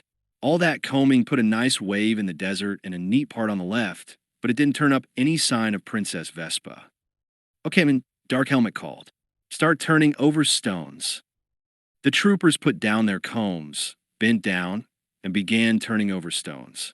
A few hours later, Sanders, looking disappointed and exhausted, reported to Dark Helmet. There's no sign of them, sir. We left no stone unturned. Oh yeah, Dark Helmet cried. What about that one? He took 2 steps, bent down, and turned over a stone. Beneath the stone lay a golden bracelet. Dark Helmet smiled triumphantly and picked it up. See? Her bracelet. He held it up and read the inscription. To Princess Vespa from King Daddy, Happy Purim. Dark Helmet waved the bracelet in Sanders' weary face. They got to be somewhere nearby. Keep searching. The princess and her companions were nearby, feeling safe and comfortable in Yogurt's underground cavern. as Vespa, Dot, and Barf rested from their exhausting journey through the vegan desert, Lone Star went off with Yogurt to take instruction in using the Schwarz. Lone Star towered over Yogurt. He was at least 3 feet taller than the little guy. But Yogurt's small size was misleading. His wisdom was large, and he held enormous powers. Lone Star pulled out the medallion he wore around his neck and held it down to Yogurt. "It's a mystery," Lone Star said. "None of the wise men could tell me what it means." "Wise men? What do they know?" Yogurt scoffed. "They're all a bunch of dummies. Let me take a look." He reached up for the medallion. Then, to get a better look at it, he stood up. He had been walking on his knees all along. His little green shoes were attached to his knees with rubber bands. His full-length robe was now knee-length, revealing bare, bony legs, little white ankle socks, and worn bedroom slippers. "Oh, what a pleasure to stand up," Yogurt sighed. "It's hard to work on your knees at my age." "Yogurt, how old are you?" Lone Star asked, still startled by Yogurt's new height. "I'm 8'5", 142 years young," Yogurt said proudly. "I don't look a day over 8,500, do I?"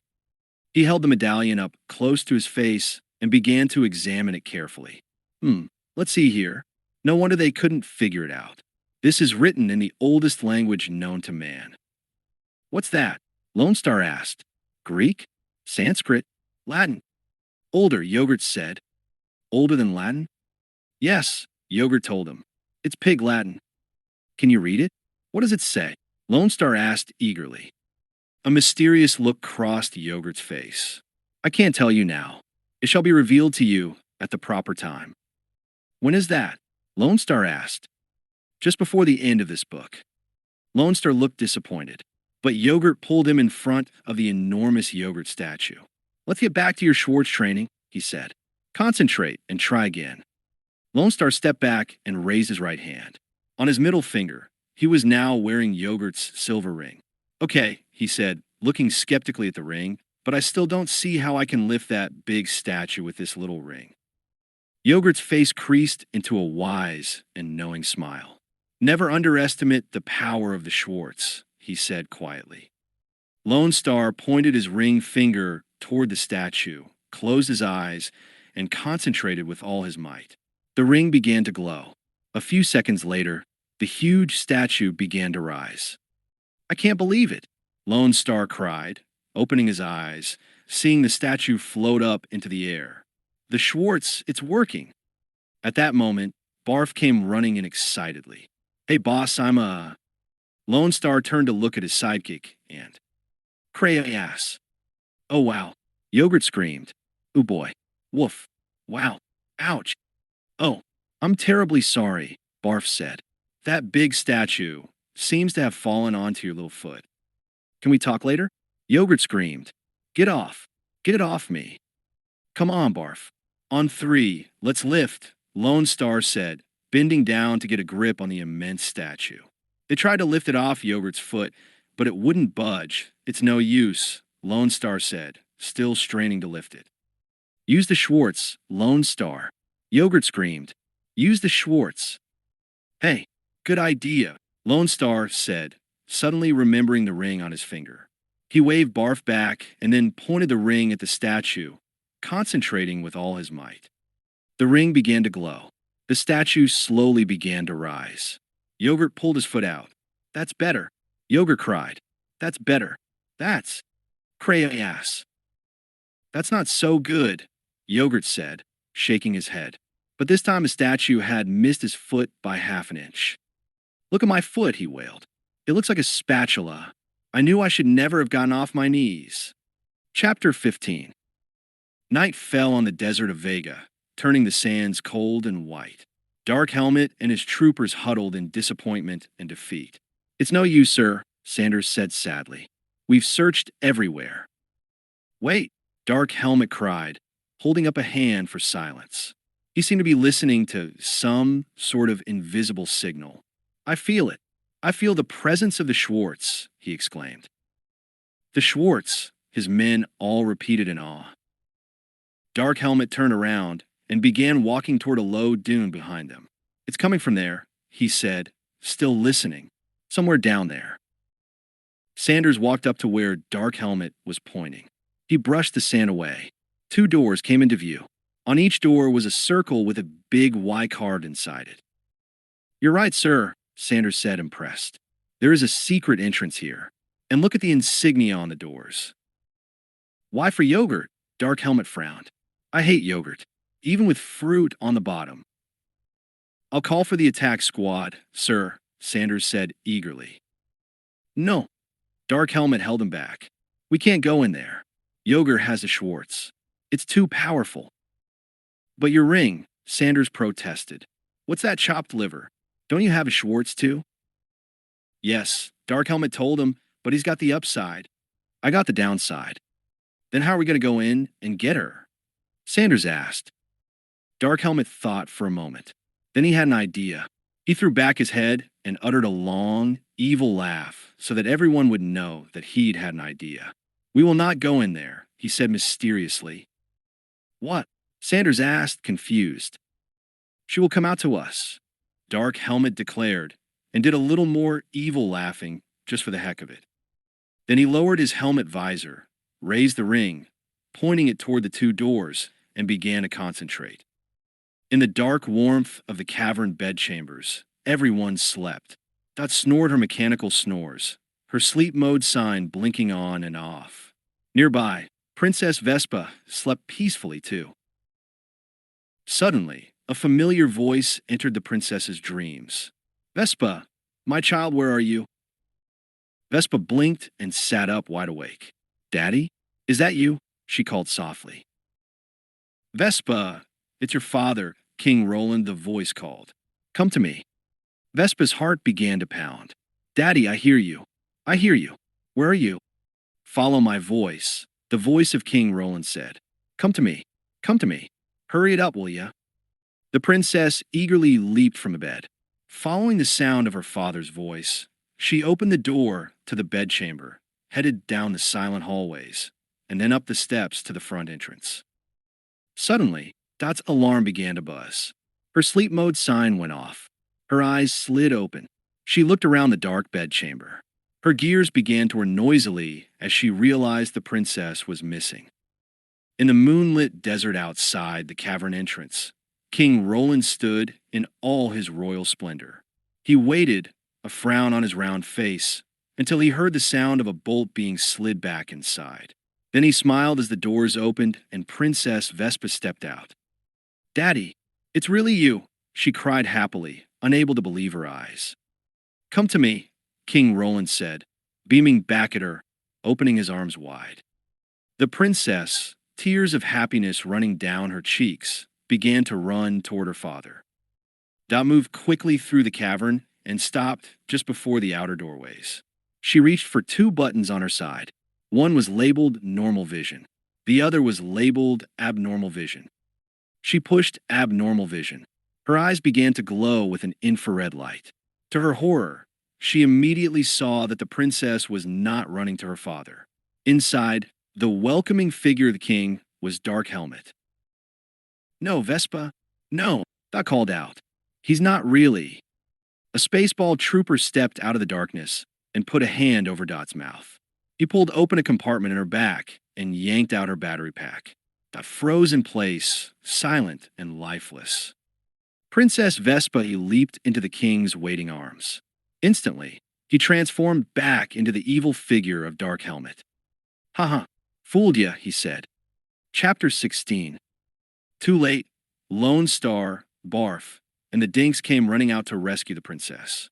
They were just in time to see the Spaceball Star cruiser blasting off with Vespa and Dot aboard. "We've got to go after them," Lone Star cried. "Good thinking, boss," Barf agreed. Yogurt loaned them a can of gasoline, which Barf quickly poured into the tank of the Flying Winnebago. "Remember, get to a gas station as fast as you can," Yogurt warned. "That gallon won't get you very far. You got a long way to go to Spaceball City. And here," he reached into the pocket of his robe, pulled something out, and tossed it to Lone Star. "What's this?" Lone Star asked, turning it over in his hand. "Some sort of secret weapon?" "No," Yogurt said. "It's just in case you get hungry. It's a fortune cookie. Be sure to open it before you eat it." Lone Star looked puzzled. but he stuffed the cookie into his pocket. Well, we're on our way. Will we ever see you again? Who knows? Yogurt shrugged. Here's hoping we'll all meet again in the sequel. Spaceballs 2, The Search for More Money. Yogurt stretched out his hand to shake Lone Star's. Goodbye, Lone Star, and good luck. Lone Star shook Yogurt's hand solemnly. When he opened his hand, Yogurt's silver ring was on his finger. Hey, Yogurt, the ring of the Schwarz. It's on my finger. We're in good health, Yogurt said. It's you. It's really you. Then he disappeared into the depths of his mystical cavern. Dark Helmet, laughing triumphantly all the way, guided Spaceball 1 with its 2 prisoners on board to his planet's capital, Spaceball City. Immediately after landing at Spaceball International, Vespa and Dot were dragged into the largest of the white ping-pong ball buildings. There, in President Scrub's office, Dark Helmet began to put the next part of his ruthless plan into operation. Get her father, King Roland, on the televiewer, Dark Helmet commanded. A few seconds later, the surprised face of the king appeared on the wall screen. Roland's face quickly turned from surprise to anger. Helmet, you fiend, what's going on? He screamed. What are you doing to my daughter? King Roland could see that his daughter, the princess, had been strapped down to a tilted operating room gurney. Beside her stood a doctor wearing a light green operating smock, mask, and cap. The doctor held a scalpel close to Vespa's terrified face. Greetings, King Roland, Dark Helmet said to the image on the wall screen. I'd like you to meet Dr. Philip Schlacken. He's the greatest nose job man in the universe. He's about to operate on your lovely daughter. King Roland's eyes grew wide. His mouth dropped open in bewilderment. Nose job? I don't understand, he exclaimed. She's already had a nose job. It was her sweet 16 present. Dark Helmet's thin lips curled in an evil grin. No, it's not what you think, he told the king. It's a lot worse. If you don't tell us the combination to your planet's air shield, Dr. Schlacken is going to give her back her old nose. No, no, please, no. Vespa and her father screamed together in unison. Yes, Dark Helmet gleefully insisted. All right, I'll tell. King Roland cried. But Vespa courageously raised her head and shouted, No, Daddy, no. You mustn't tell. What is my nose compared to the lives of millions of our people? Her words made the king pause and think. I guess you're right, my dear, he said finally. I'll certainly miss your new nose, but I'll never tell them the combination to the air shield. Never. Hearing the king's defiant words, Dr. Schlacken pulled the green mask off his mouth and turned to Dark Helmet. If you don't need me, can I go back to the golf course now? Yeah. Get out of here, Dark Helmet said, disgustedly waving him away. Dr. Schlacken picked up his golf clubs from under the operating room gurney and left. A few seconds later, the door swung open and in bounded President Scrub. Well, Helmet, what's the combination? He asked, rubbing his hands together eagerly. Well, Dark Helmet stammered. Your Verschluggener nose job plan didn't work, did it? President Scroob shouted. I told you it wouldn't. I told you no one would pick a nose over millions of lives. Pick a nose, sir, Dark Helmet asked. You know what I mean? Helmet, Scroob snarled. Now, we'll forget your idiotic plan and do it my way. We'll use psychology. Psychology, sir? Dark Helmet asked. Yes, Scroob said. Send for the burning coals and the branding irons. Yes, sir. Colonel Sanders, who had been watching everything from the far corner of the room, snapped to attention. Karloff, he called. Yes, master, a voice boomed from the other room. In stepped Karloff, a huge monster of a man, wearing a traditional torturer's outfit, pushing a wagon that contained a bed of glowing red coals and several hot branding irons. Hot stuff coming through. Watch your backs. Hot stuff, he yelled. Very good, Karloff, Scroob said, smiling. His smile faded as he turned to Lord Helmet and said, Helmet, take one of those branding irons and write Scroob all over her face. And oh, the princess and the king screamed at once. Yes, Mr. President, Dark Helmet said. And I thought I was mean, he told himself. I'm strawberry shortcake compared to him. Dark Helmet pulled on black asbestos gloves and reached for one of the branding irons. He began to pull one out, but Karloff reached a big hairy hand over and stopped him. I'd use a 9-iron, sir, Karloff said. It's a soft lie. Thank you, Lord Helmet said, and pulled a 9-iron from the fire.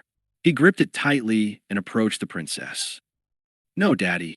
No, Vespa cried. Don't tell them the combination, no matter what. But King Roland decided he had to give in. What if they were serious? Sure, no one had been serious for the first 80 pages or so of this book, but he couldn't take the chance. Stop. Don't do anything, the king shouted, a sweat of fear breaking out over his forehead. I'll give you the combination. That's more like it, Scrooge said. He pulled out a steno pad and a pencil. Okay, the combination. Let's have it. Okay, the king said, sounding defeated. The combination is... Scrooge repeated it as he wrote it onto his pad.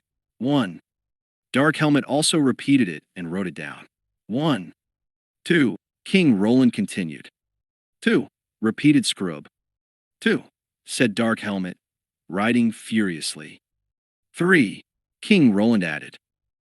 3. Scrooge repeated. 3. Dark Helmet said, writing it down. 4. Said King Roland. 4. Repeated Scrooge. Wait, not so fast, cried Dark Helmet. I'm getting behind here. What was the last number? For Scrooge told him. Dark Helmet frantically erased what he had written down and put in a 4. 5, King Roland said. That's it. Now you have it. He lowered his head, feeling ashamed. 5, Dark Helmet asked. Do I have it right? It's 1, 2, 3, 4, 5. Yep, that's it, President Scrooge replied. I've got a more complicated combination on my gym locker. I've told you what you want, the king interrupted. Please release my daughter. We will, Scrooge told him, just as soon as we get our air. Chapter 17. The evening mist fell silently on Spaceball City, draping the ping-pong ball buildings in a damp curtain of twilight. 2 uniformed guards patrolled the wall at Prison Ball 28, laser rifles on their shoulders. Suddenly, the sky was filled with the roar of a descending spacecraft. The Eagle 5 parted the thick mist as it came down for a hard landing in the prison yard, next to a sign that read, "No parking 12 a.m. to 12 a.m. Monday through Sunday."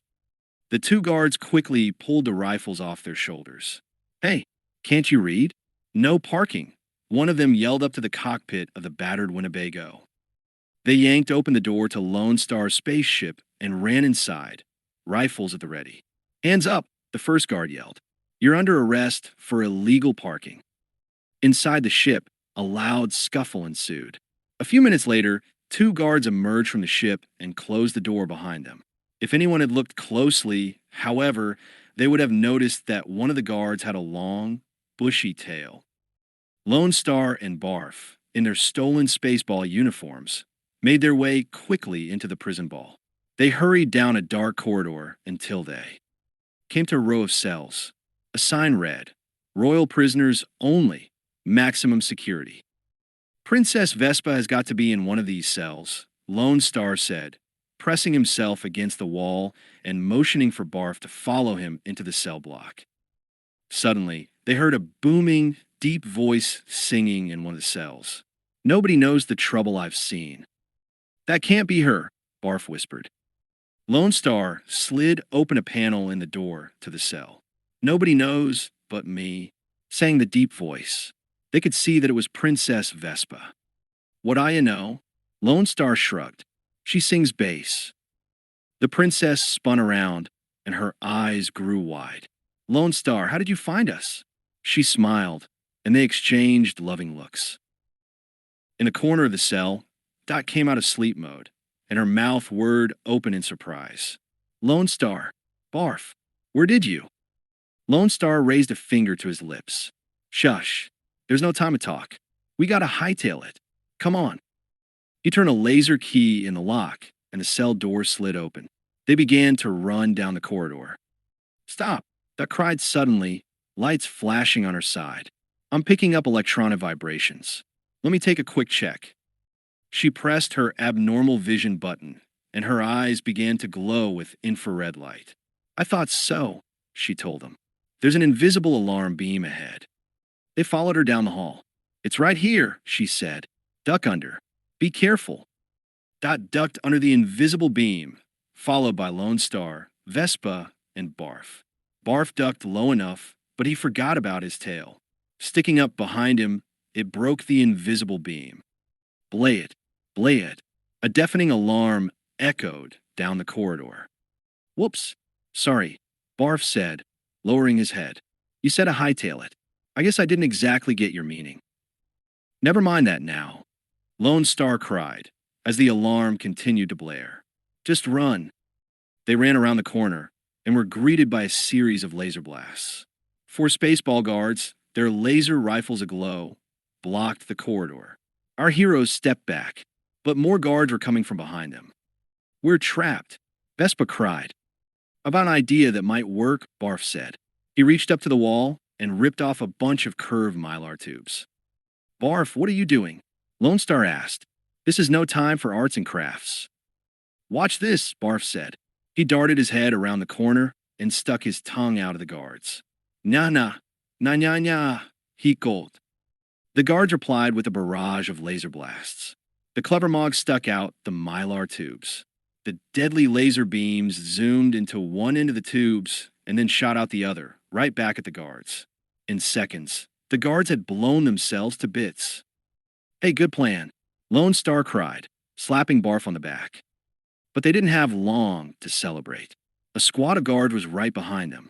Our heroes ran over the four Zap guards and kept going down the corridor. Oh, Vespa cried.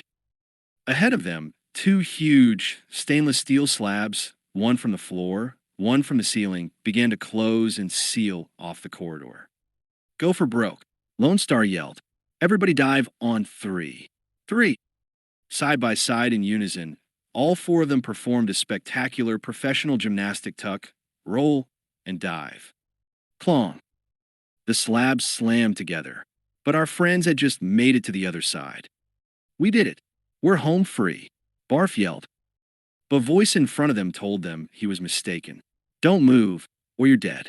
We've got them, Captain. Chapter 18. The Spaceball captain of the guard, grinning in triumph, stepped up behind our four captured heroes. Sensational stunt, my friends, he said, but it was a waste of time. Now clasp your hands behind your heads and slowly turn around. The four prisoners clasped their hands behind their heads and slowly turned around. As they did so, the captain's eyes bugged out of his head. Standing before him were four men. Even the princess was a man wearing a long, curly wig. He was badly in need of a shave and smoking a short black cigar. You idiots, the captain exploded at his guards. These are not them. You've captured their stunt doubles. Search the area. Find them. Find them. Having pulled the old stunt double switcheroo, Lone Star and the others ran out of the prison ball and through the yard to the waiting Eagle 5. The alarm wailed loudly. Laser fire streamed through the air. A laser blast hit the radio TV antenna on top of the flying Winnebago. Another blast hit the door, fusing it to the side of the ship. We can't get in. The door is jammed. Duck cried. Here, you hold them off, Lone Star said. Barf and I have to try to unjam the door. Barf and Lone Star tossed their rifles to Dot and the princess. Vespa looked at the rifle in her hands and made a face. Guns. Oh, gross. She held it as if it were a smelly, dead fish. I'm not shooting this. No way. The troopers were advancing, firing their laser rifles. Dot took her rifle and began to shoot back. No way, Vespa said, refusing to use her gun. I don't believe in guns, you know. They're so violent. Suddenly, a spaceball laser ray came close, burning a tiny wisp of her hair. The princess grabbed at the frizzed end, and her eyes grew wide in horror and disbelief. My hair. Those creeps shot my hair. She dropped to one knee, raised and aimed the rifle, in expert military fashion, fired off a series of quick rounds.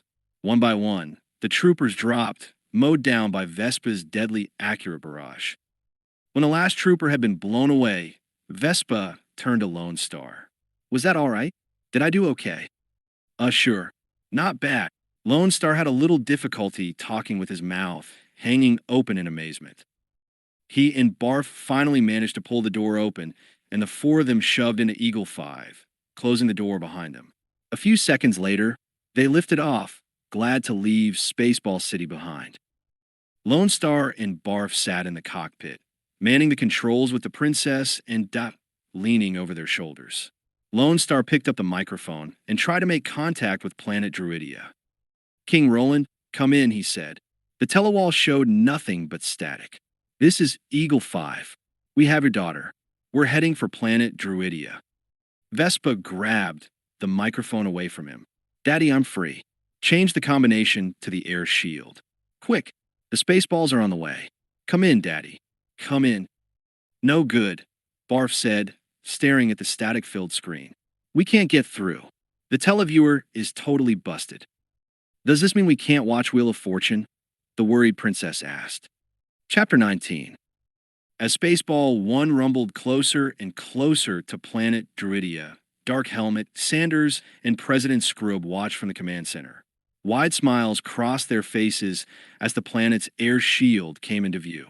Inside the shield could be seen fluffy white clouds, clear blue skies, and beneath them, a lush green landscape.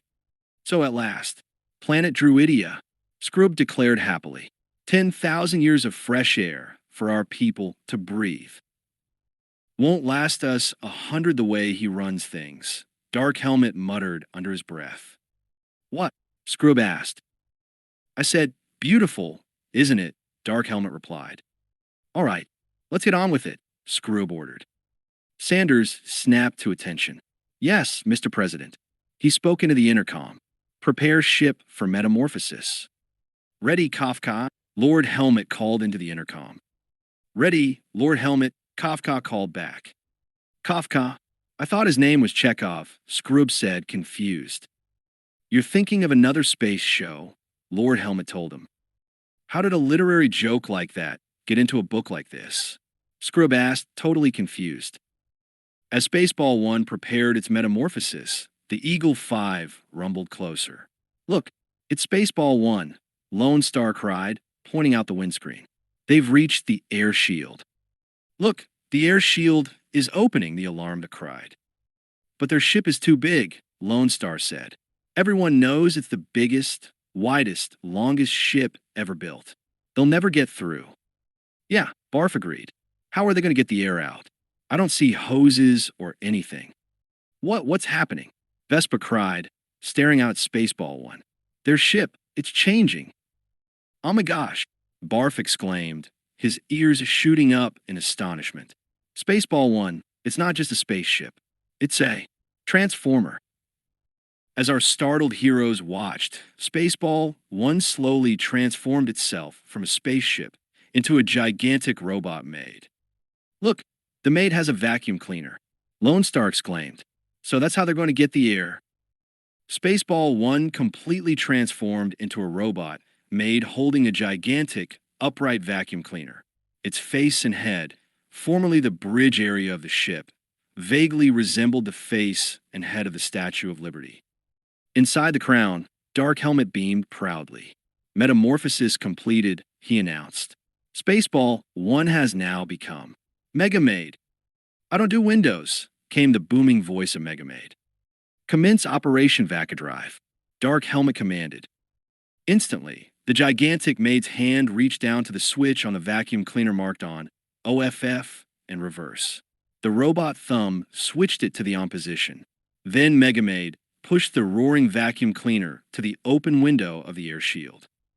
The fluffy white clouds were the first things to be sucked into the huge maw of the all-powerful vacuum cleaner. Swoosh!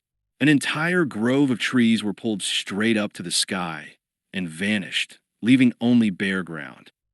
The vacuum cleaner moved over a snow-covered mountain. Swoosh! The snowcap was sucked right off the mountaintop. Mega Maid moved the vacuum quickly, efficiently, sucking up all the air, all the atmosphere, everything in its path. In Castle Druidia, alone in his throne room, King Roland sat, holding a picture of his daughter, staring at it fondly, sadly. Gasping for air, he slumped back in his throne and closed his eyes. The princess's picture fell to the floor with a clatter of breaking glass. In a few seconds, there would be no air for the king or anyone else to breathe. Planet Druidia would be no more. Chapter 20. Lone Star and the others looked on helplessly from the cockpit of the Eagle 5 as Maid continued to vacuum the atmosphere from Princess Vespa's beloved planet. The airbag, Vespa cried. It's almost full. While we do, I suppose they have a way to change the airbag, Barf said. That's not what I meant, the princess cried. We've got to act fast, Lone Star said, staring straight ahead at the monstrous robot Maid. Good thinking, boss, Barf said, slapping him on the back. Lone Star ignored his psychic sarcasm. Step 1. We reverse that vacuum and blow the air back onto the planet. Step 2. We destroy that Maid. But isn't that dangerous? Vespa asked, her voice filled with concern. Extremely, Lone Star told her, taking her hand. Plus, I don't know how the heck we're going to do it. They stared at each other in silence. Maid's vacuum cleaner continued to roar. How about that ring yogurt gave you? Barf suggested. Oh yeah. Lone Star snapped his fingers. I forgot about it. Now, where'd I put that thing? I think I lost it. He began to search his pockets. Barf groaned and threw up his hands. You lose everything, he told Lone Star. Your library card, your bus pass, and now, the ring of the Schwarz. Is this what you're looking for? Vespa asked. She picked the silver ring up from the control panel. Yeah, that's it, Lone Star said, taking it from her and slipping it onto his middle finger. Okay, here goes nothing. He stepped up to the windscreen and pointed his finger at the switch on the vacuum cleaner. Then he concentrated with all his might. The others watched in suspense as the ring began to glow and then hum. It's working, Barf cried. The force of a Schwarz slowly turned the vacuum's switch from on to OFF. The deafening roar of the vacuum immediately ceased. Come on, Schwarz! Come on, Schwarz! Barf cried, jumping up and down like a cheerleader. With a resounding click that echoed off the stars, the vacuum switched from off to reverse. The vacuum roared to life again, this time blowing the air back into the planet. The air bag quickly deflated. Down in King Roland's throne room, the drapes began to blow. Vespa's photograph began to flutter on the floor. The king took a deep breath of fresh air and opened his eyes. Hey, I'm breathing. I'm breathing air, he cried. He jumped up jubilantly. Air. I love it. I love air. Outside the castle, the grove of trees plopped back down in place. The snowcap dropped back onto the mountaintop. The clouds popped one by one back into the sky. The people of Druidia took a deep breath and began to celebrate. But up on the Eagle 5, there was no time for celebration. Let's go, Lone Star said grimly. We've got to destroy the Maid now. Couldn't we just give her 2 weeks' notice? The princess asked. Lone Star was concentrating too hard to hear her. He guided the Eagle 5 into the dark hole of Maid's ear. The windscreen went black as they flew inside the immense robot's head. Lone Star flicked on the scanner and studied it as he guided the spaceship. There's got to be a self-destruct mechanism somewhere in the central brain area, he said, staring into the screen. The scanner began to beep. I think I found it, Lone Star told them. There it is, right below us in the ear canal. Put her in hover, Barf. I'm going down there. A few moments later, the courageous Lone Star was descending the rope ladder from the Eagle 5. He dropped to the floor of the ear canal. He looked around, opened a door marked emergency exit, and went in. He didn't realize that he had tripped a silent alarm. High above in the bridge area, Dark Helmet and the other Spaceballs were in a state of confusion. What's going on? What happened to Maid? Dark Helmet cried. Why is it so hard to get good help these days? Suddenly, the radar operator interrupted. Sir, I'm picking up a silent alarm in the self-destruct complex. Dark Helmet hurried over to the security monitor. On the screen, he saw a familiar figure making his way down one of the lower corridors. Lone Star, Dark Helmet cried. I'll call the guards, Sanders said. No, Dark Helmet held him back. He's mine. He slipped on his onyx ring. I'll handle this.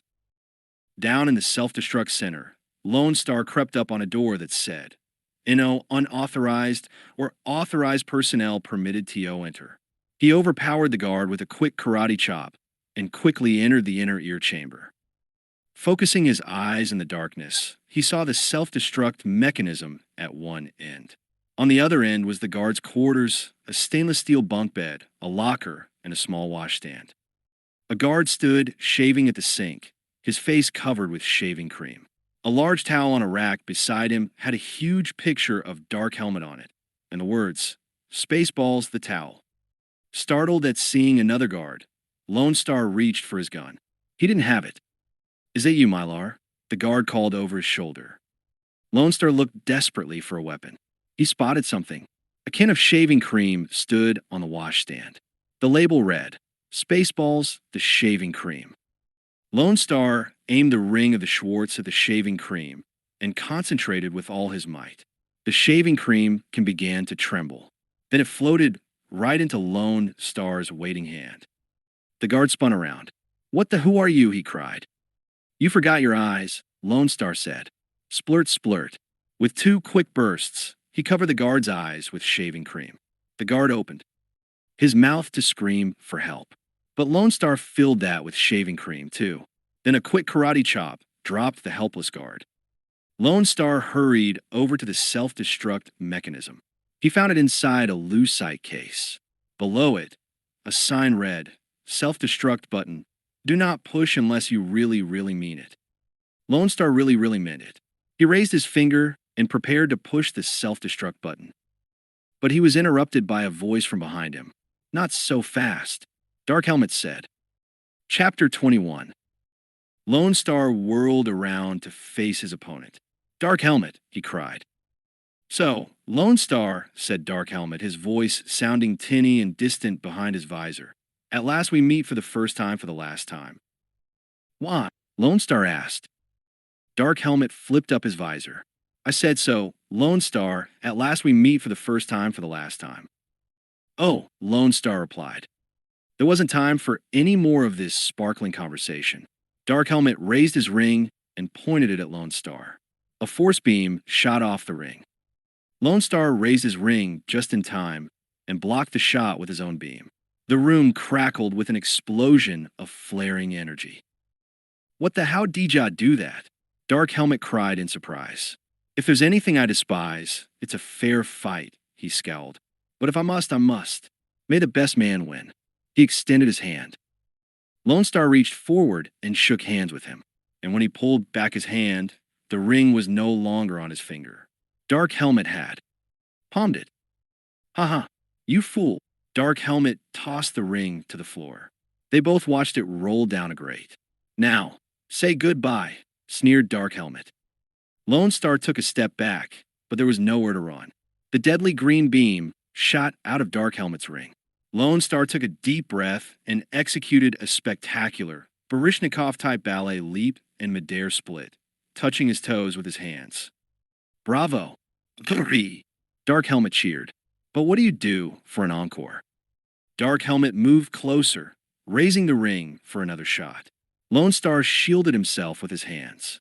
He realized he was trapped and helpless. Suddenly, he heard the voice of Yogurt echoing in his mind. Use the Schwarz, Lone Star. Use the Schwarz. I can't. I lost the ring, Lone Star said. I know you did, Dark Helmet told him, looking around to see who he was talking to. I was there, remember? Forget the ring. The ring is Bupke's, the voice of Yogurt told Lone Star. I found it in a Cracker Jack box. It was never the ring. It was you. It was always you. Lone Star's face filled with confusion. He couldn't decide whether to believe Yogurt or not. But he realized what choice did he have? One direct hit from Dark Helmet's ring, and he'd be Yogurt himself. Out of the corner of his eye, Lone Star spotted the shaving mirror on the shelf above the sink. He closed his eyes and concentrated. A triumphant grin spread across Dark Helmet's face. Here it comes, Lone Star, he said, aiming his ring. The mirror flew into Lone Star's hand. The beam shot out of Dark Helmet's ring, reflected off the mirror, and slammed back into Dark Helmet with helmet-shattering force. No, pooh boy, Dark Helmet screamed and crumpled to the floor, writhing in agony. Lone Star put down the mirror. Maybe that'll give you something to reflect on. Dark Helmet, he said. Then he ran to the lucite case, flipped the lid open, and determinedly pressed the self-destruct button. Alarms rang out. Sirens wailed. The screams of terrified crew members filled the vast chambers of Maid. Up top, Colonel Sanders picked up the intercom mic and began screaming. Attention! Attention! Abandoned spaceship! Abandoned spaceship! Why am I repeating everything? Why am I repeating everything? Let's just get out of here. All personnel proceed to escape pods. His frantic announcement set off a wild stampede as all the crew members leaped up from their posts and ran to the escape pods. A few seconds later, everyone had left. In exactly 30 seconds, the mechanical voice on the loudspeaker announced, "This ship will self-destruct." Suddenly, Sanders and Dark Helmet appeared back on the bridge. "Somebody stole my pod," Sanders said, looking dazed. "Somebody stole my pod," Dark Helmet said, sounding equally surprised. "Nobody stole my pod," President Scroob announced from across the chamber. He opened the door and started in. "So long, boys. It's been great." "Oh, no, you don't." Sanders pulled Scroob out of the escape pod. Immediately, Dark Helmet leaped in and started to buckle himself up. "Oh, no, you don't." President Scroob grabbed Dark Helmet and pulled him out. While they wrestled, Sanders climbed in. "Oh, no, you don't." Dark Helmet grabbed Sanders and pulled him out. Scroob jumped back in and pulled the lever. Dark Helmet and Sanders pulled him out. The doors closed. The pod took off. The three Spaceballs stood and stared at each other. "You idiot," they cried in unison. "In exactly 10 seconds," announced the loudspeaker, "this ship will self-destruct. Counting down. 10, 9, 8, 6. "Wait, what happened to 7? Scroob cried. "Just kidding," said the loudspeaker. 7, 5, 4. Scroob, Dark Helmet, and Sanders huddled together in the bridge, clutching each other desperately. 3, 2, 1, 0. Have a nice day. A blinding orange-white light was followed by an explosion that rocked the galaxy. The head and arm of Maid sailed off into the heavens as the rest of the gigantic craft broke into tiny bits that flew in every direction. Seconds before the explosion to end all explosions, the Eagle 5 had burst out of Maid's ear, roaring away at full throttle. "Yahoo, we made it!" Barf cried. Then they watched the awesome explosion as the Spaceball craft self-destructed and knew that victory really was theirs. "You did it!" Princess Vespa cried happily to Lone Star. "I don't know how, but you did it." "Nothing to it," Lone Star said nonchalantly, in one ear and out the other. And then he fainted. Chapter 22. Carrying its 4 happy passengers, the Eagle 5 flew through the opening in the air shield and into the beautiful skies of planet Druidia. As Lone Star guided the ship down, Barf took a quick snooze, his big feet up on the control panel. Suddenly, his foot slipped. He kicked the intercom switch. Lone Star found himself eavesdropping on the princess in the rear compartment. "I don't care," Vespa was saying to Dot, her voice filled with emotion. "I don't love Prince Valium. I love Lone Star." "You have no choice, my dear." Dot's voice came over the intercom. "You're a princess. You must marry a prince." "I don't care," Vespa whined. "I love Lone Star, and I know he loves me. I can see it in his eyes. I'd give up everything for him. Everything. And I'm going to tell him right now." Lone Star's face filled with surprise. Thinking quickly, he realized that, despite his feelings for her, he couldn't let the princess throw away everything for him. He shook Barf awake. "Listen," he whispered. "Whatever I say, just go along with it, understand?" "Huh? What?" Barf was still half asleep. In his rearview mirror, Lone Star saw the princess entering the cockpit. He began talking loudly to Barf, pretending to be in the middle of a conversation. "In love with the princess?" Are you kidding? It was all an act. The princess stopped at the curtain, hurt and bewildered. But you told me you thought she was terrific, Barf replied, not catching on. Lone Star gave him a hard kick under the control panel and pointed back to the curtain. Yeah, a terrifically silly, self-centered, spoiled brat, Lone Star said. Oh yeah, that was it, Barf said, finally getting it. I can't wait to get rid of her and collect that reward. 1,000,000 space bucks, Lone Star continued loudly. Tears began to roll down Yespa's cheek. She turned and ran back to the rear compartment. I don't know what you had in mind, Barf said to Lone Star, shaking his head. But if you wanted her to stop loving you, you sure did a good job. Lone Star frowned and looked away. Yeah, well, I wasn't going to let her give up being a princess just so she can hang out with a space bum for the rest of her life. Barf shrugged. Have it your way. I think I'll watch some TV. He turned on the TV set. A computerized newsman appeared on the screen. And on a sadder note, the newsman said, Pizza the Hut, half man, half pizza, was found dead earlier this morning in his Vega condominium. Cause of death was reported to be suicide. He got locked in his room and ate himself to death. Coming up next, Gary's review of Rocky 10,000. Barf clicked off the TV. Hey boss, did ya hear that? He asked. Pizza kicked the bucket. Now we don't have to pay him the million. We can keep it all. Yeah, Lone Star said glumly. I heard. He wasn't thinking about the 1,000,000 space bucks he'd get to keep. He was thinking about the beautiful princess he'd just lost. Chapter 23. Happiness and celebration reigned on planet Druidia. The planet's atmosphere had been returned. Their beautiful princess had been rescued and brought home, and her wedding to Prince Valium was about to be held again.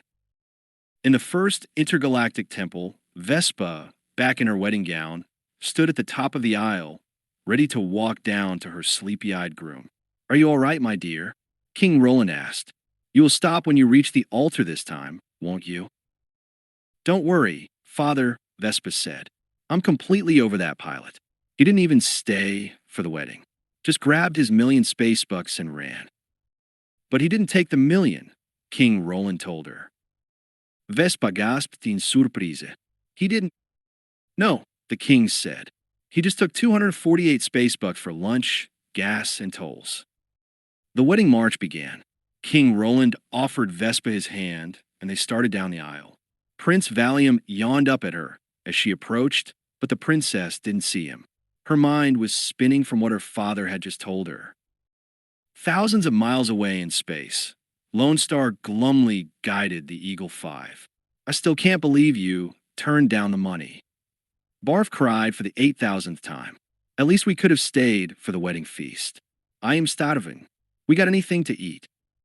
No, Lone Star said, lost in melancholy thoughts. Oh, wait a minute. He reached into his shirt pocket. Yogurt gave me a fortune cookie. You can have it. Barf eagerly took the cookie and broke it open. But instead of a paper fortune, a shimmering ray of light poured out of the cookie. The light quickly formed itself into the figure of Yogurt. Hiya, fellas. How's it going? Nice to see ya. How you been?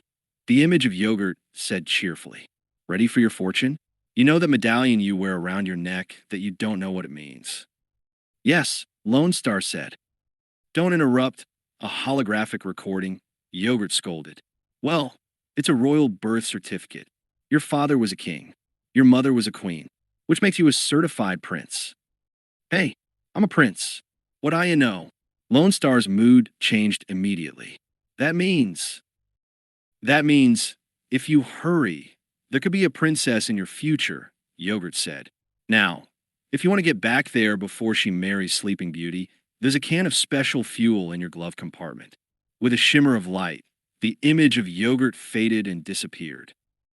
Barf, quick, open the glove compartment. Lone Star cried. Barf pulled open the glove compartment and pulled out a small can. It was labeled Liquid Schwarz. Wow, Liquid Schwarz. What's the octane on that?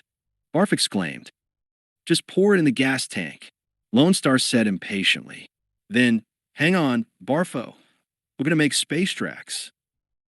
A few seconds later, The sound of screeching rubber echoed through space as the Eagle 5 made a sharp U-turn. Then the ship sped off so fast it left skid marks in the sky. Chapter 24. Dearly beloved, began the minister, standing before the royal couple. We are gathered here together, again, to join. Why didn't you tell me he didn't take the money? Vespa asked her father, who was standing behind her. I didn't think it was important, King Roland whispered. May we continue, please? The annoyed minister asked. We are gathered here to join Princess Vespa and Prince. I see it all now, the princess said loudly to her father. He said all those terrible things, so I'd hate him. He was sacrificing himself, so I wouldn't give up the throne. Don't you see? He loves me. Excuse me, the minister broke in. I'm trying to conduct a wedding here, which has nothing to do with love. Knock it off. Okay, Your Highness. I'm sorry, Vespa said. The minister began again, but this time he was interrupted by the roar of Eagle 5's engines as it landed outside the temple. That's him. I know it's him. He's come back, Vespa cried. That's it, the exasperated minister cried. I'm not taking any more chances. We're doing the short version. He began speaking as fast as he could. Do you, Prince Valium, take Princess Vespa to be your lawfully wedded wife? I do, Valium said dreamily. Princess Vespity take Prince Valium to be your lawfully wedded husband, the minister asked. She doesn't, called a voice from the rear of the temple. All eyes turned to see Lone Star, resplendent in a white and gold silk prince outfit, and even clean-shaven. Beside him, Barf looked as if he had just had a fancy grooming at a Beverly Hills poodle parlor. Who are you? The minister called out. Prince Lone Star, the shiny new Lone Star declared proudly. You're a prince, Vespa cried. Yeah, do you believe it? I just found out, Lone Star told her, pointing to his medallion. I'm an honest-to-goodness certified prince. Will you marry me? Wait, the princess replied. Let me think it over. Yes. I'm sick of this, the minister said, stamping his foot. I don't care who it is, but I'm going to marry somebody today. He pointed to Lone Star. You, get down here. A wide grin spread across Lone Star's face as he ambled down the aisle. Barf rushed ahead, picked up Prince Valium as if he were a potted plant, and set him down in a pew. Excuse me, we won't be needing you anymore, Barf said to him. Oh, all right, Valium yawned. Okay, here we go, the minister said as Lone Star stepped to the princess's side. The short version. He looked at Lone Star. Do you? Yes, Lone Star said. The minister looked at Vespa. Do you? Yes, Vespa said. You're married. Kiss the bride. As Lone Star and Vespa kissed, all of the bells on planet Druidia began to chime out in celebration. Seeing them together, everyone in the temple knew that they would live happily ever after, or until Spaceballs 2, whichever came first.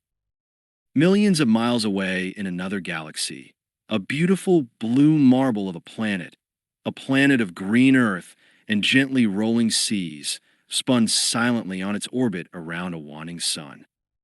Suddenly, two objects fell from the sky and landed on the planet with a resounding plop. The first object was Maid's huge head, which landed upright in the sand. Beside it, landed her right arm, still holding the vacuum handle, which pointed skyward. The strange structures looked surprisingly like the top of the Statue of Liberty. After a few moments, three small figures began to lower themselves one by one from her left nostril. Clinging to a knotted rope of bedsheets were Dark Helmet, Sanders, and Scrub. In the distance, two riders, seeing this strange sight, reined in their horses. The riders were apes, wearing dark robes. Were those things coming out of her nose? The first ape asked, shielding his eyes with his hand. The second ape looked through a pair of binoculars. Spaceballs, he exclaimed. Oh, declared the first ape. There goes the planet. The end. This file was downloaded from Z Library Project.